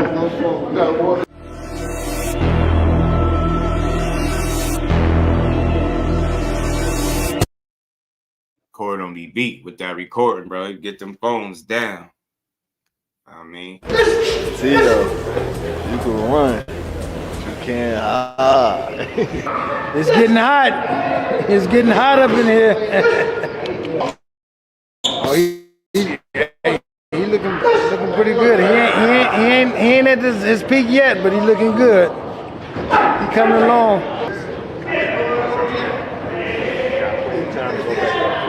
Get out of here. Telling you, man, both guys is focused, man. T.O. is locked in too, man. He putting in some work of his own. I know I see some people saying that he's working with Manny Pacquiao. I don't think that's the case. I don't think he's working with Manny. I think it was some pictures, it was some confusion as if he was working. Maybe he had a visit or something, but I don't think they really working. And even if so, I mean, I think it's going to come down to them at the end of the day. You can work with who you want to work with, but at the end of the day, it's up to you. You got to fight. None of these people could fight for you.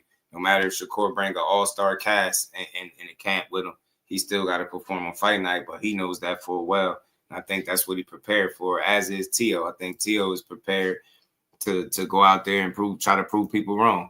And I think that's something that he really wants to do. That's why I think he's been a bit more humble than what you've seen him in just about any other fight. He almost ain't even doing no trash talking. He talking some here and there, but it ain't really much, right?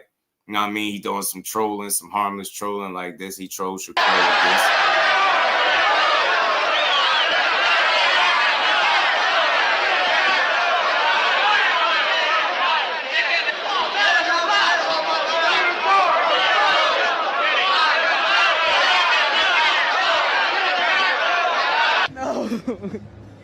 I don't like to lose. Yo, it be. Second. Probably. Yeah, that's I'll tell you what.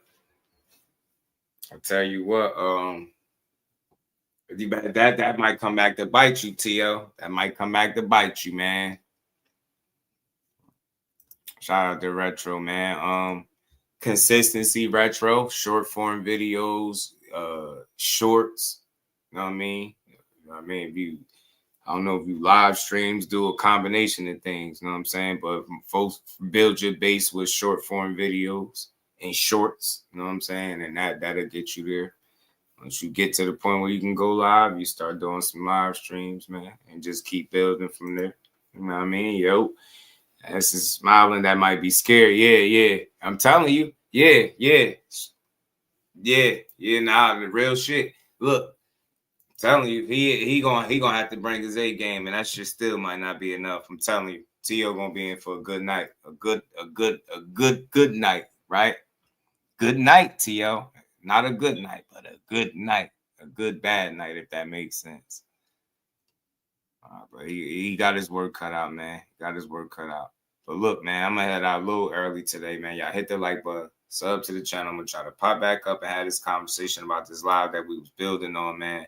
Y'all be smooth. I wish everybody a good Thursday, man. If I don't come back for any reason, which I'm trying to, y'all, we're going to build on this Friday and close the week out strong. We got Raymond Muratalla and Andy Cruz on the way. And then we got we got Teofimo and Shakur for the 31st to close out the first month in January, man. So I think with these back-to-back weeks, we close out the first month of the new year of boxing strong, man. And I like it, man. So I'm just looking forward to seeing, you know what I mean, how these fights play out and what's the next big fight for boxing. But I think Teofimo and Shakur is one of the best ones. I think they scheduled all year, and I can't wait for it. So y'all be smooth. Appreciate y'all, and we'll be back. Peace to the representing Brick City, Shakur. Finding those levels too. Look at that 4-punch combination. It's a masterclass right now from Shakur Stevenson. That's what you're seeing. A masterclass. And Shakur meeting them with a straight left hand. Oh, and there's a knockdown scored with the left hand.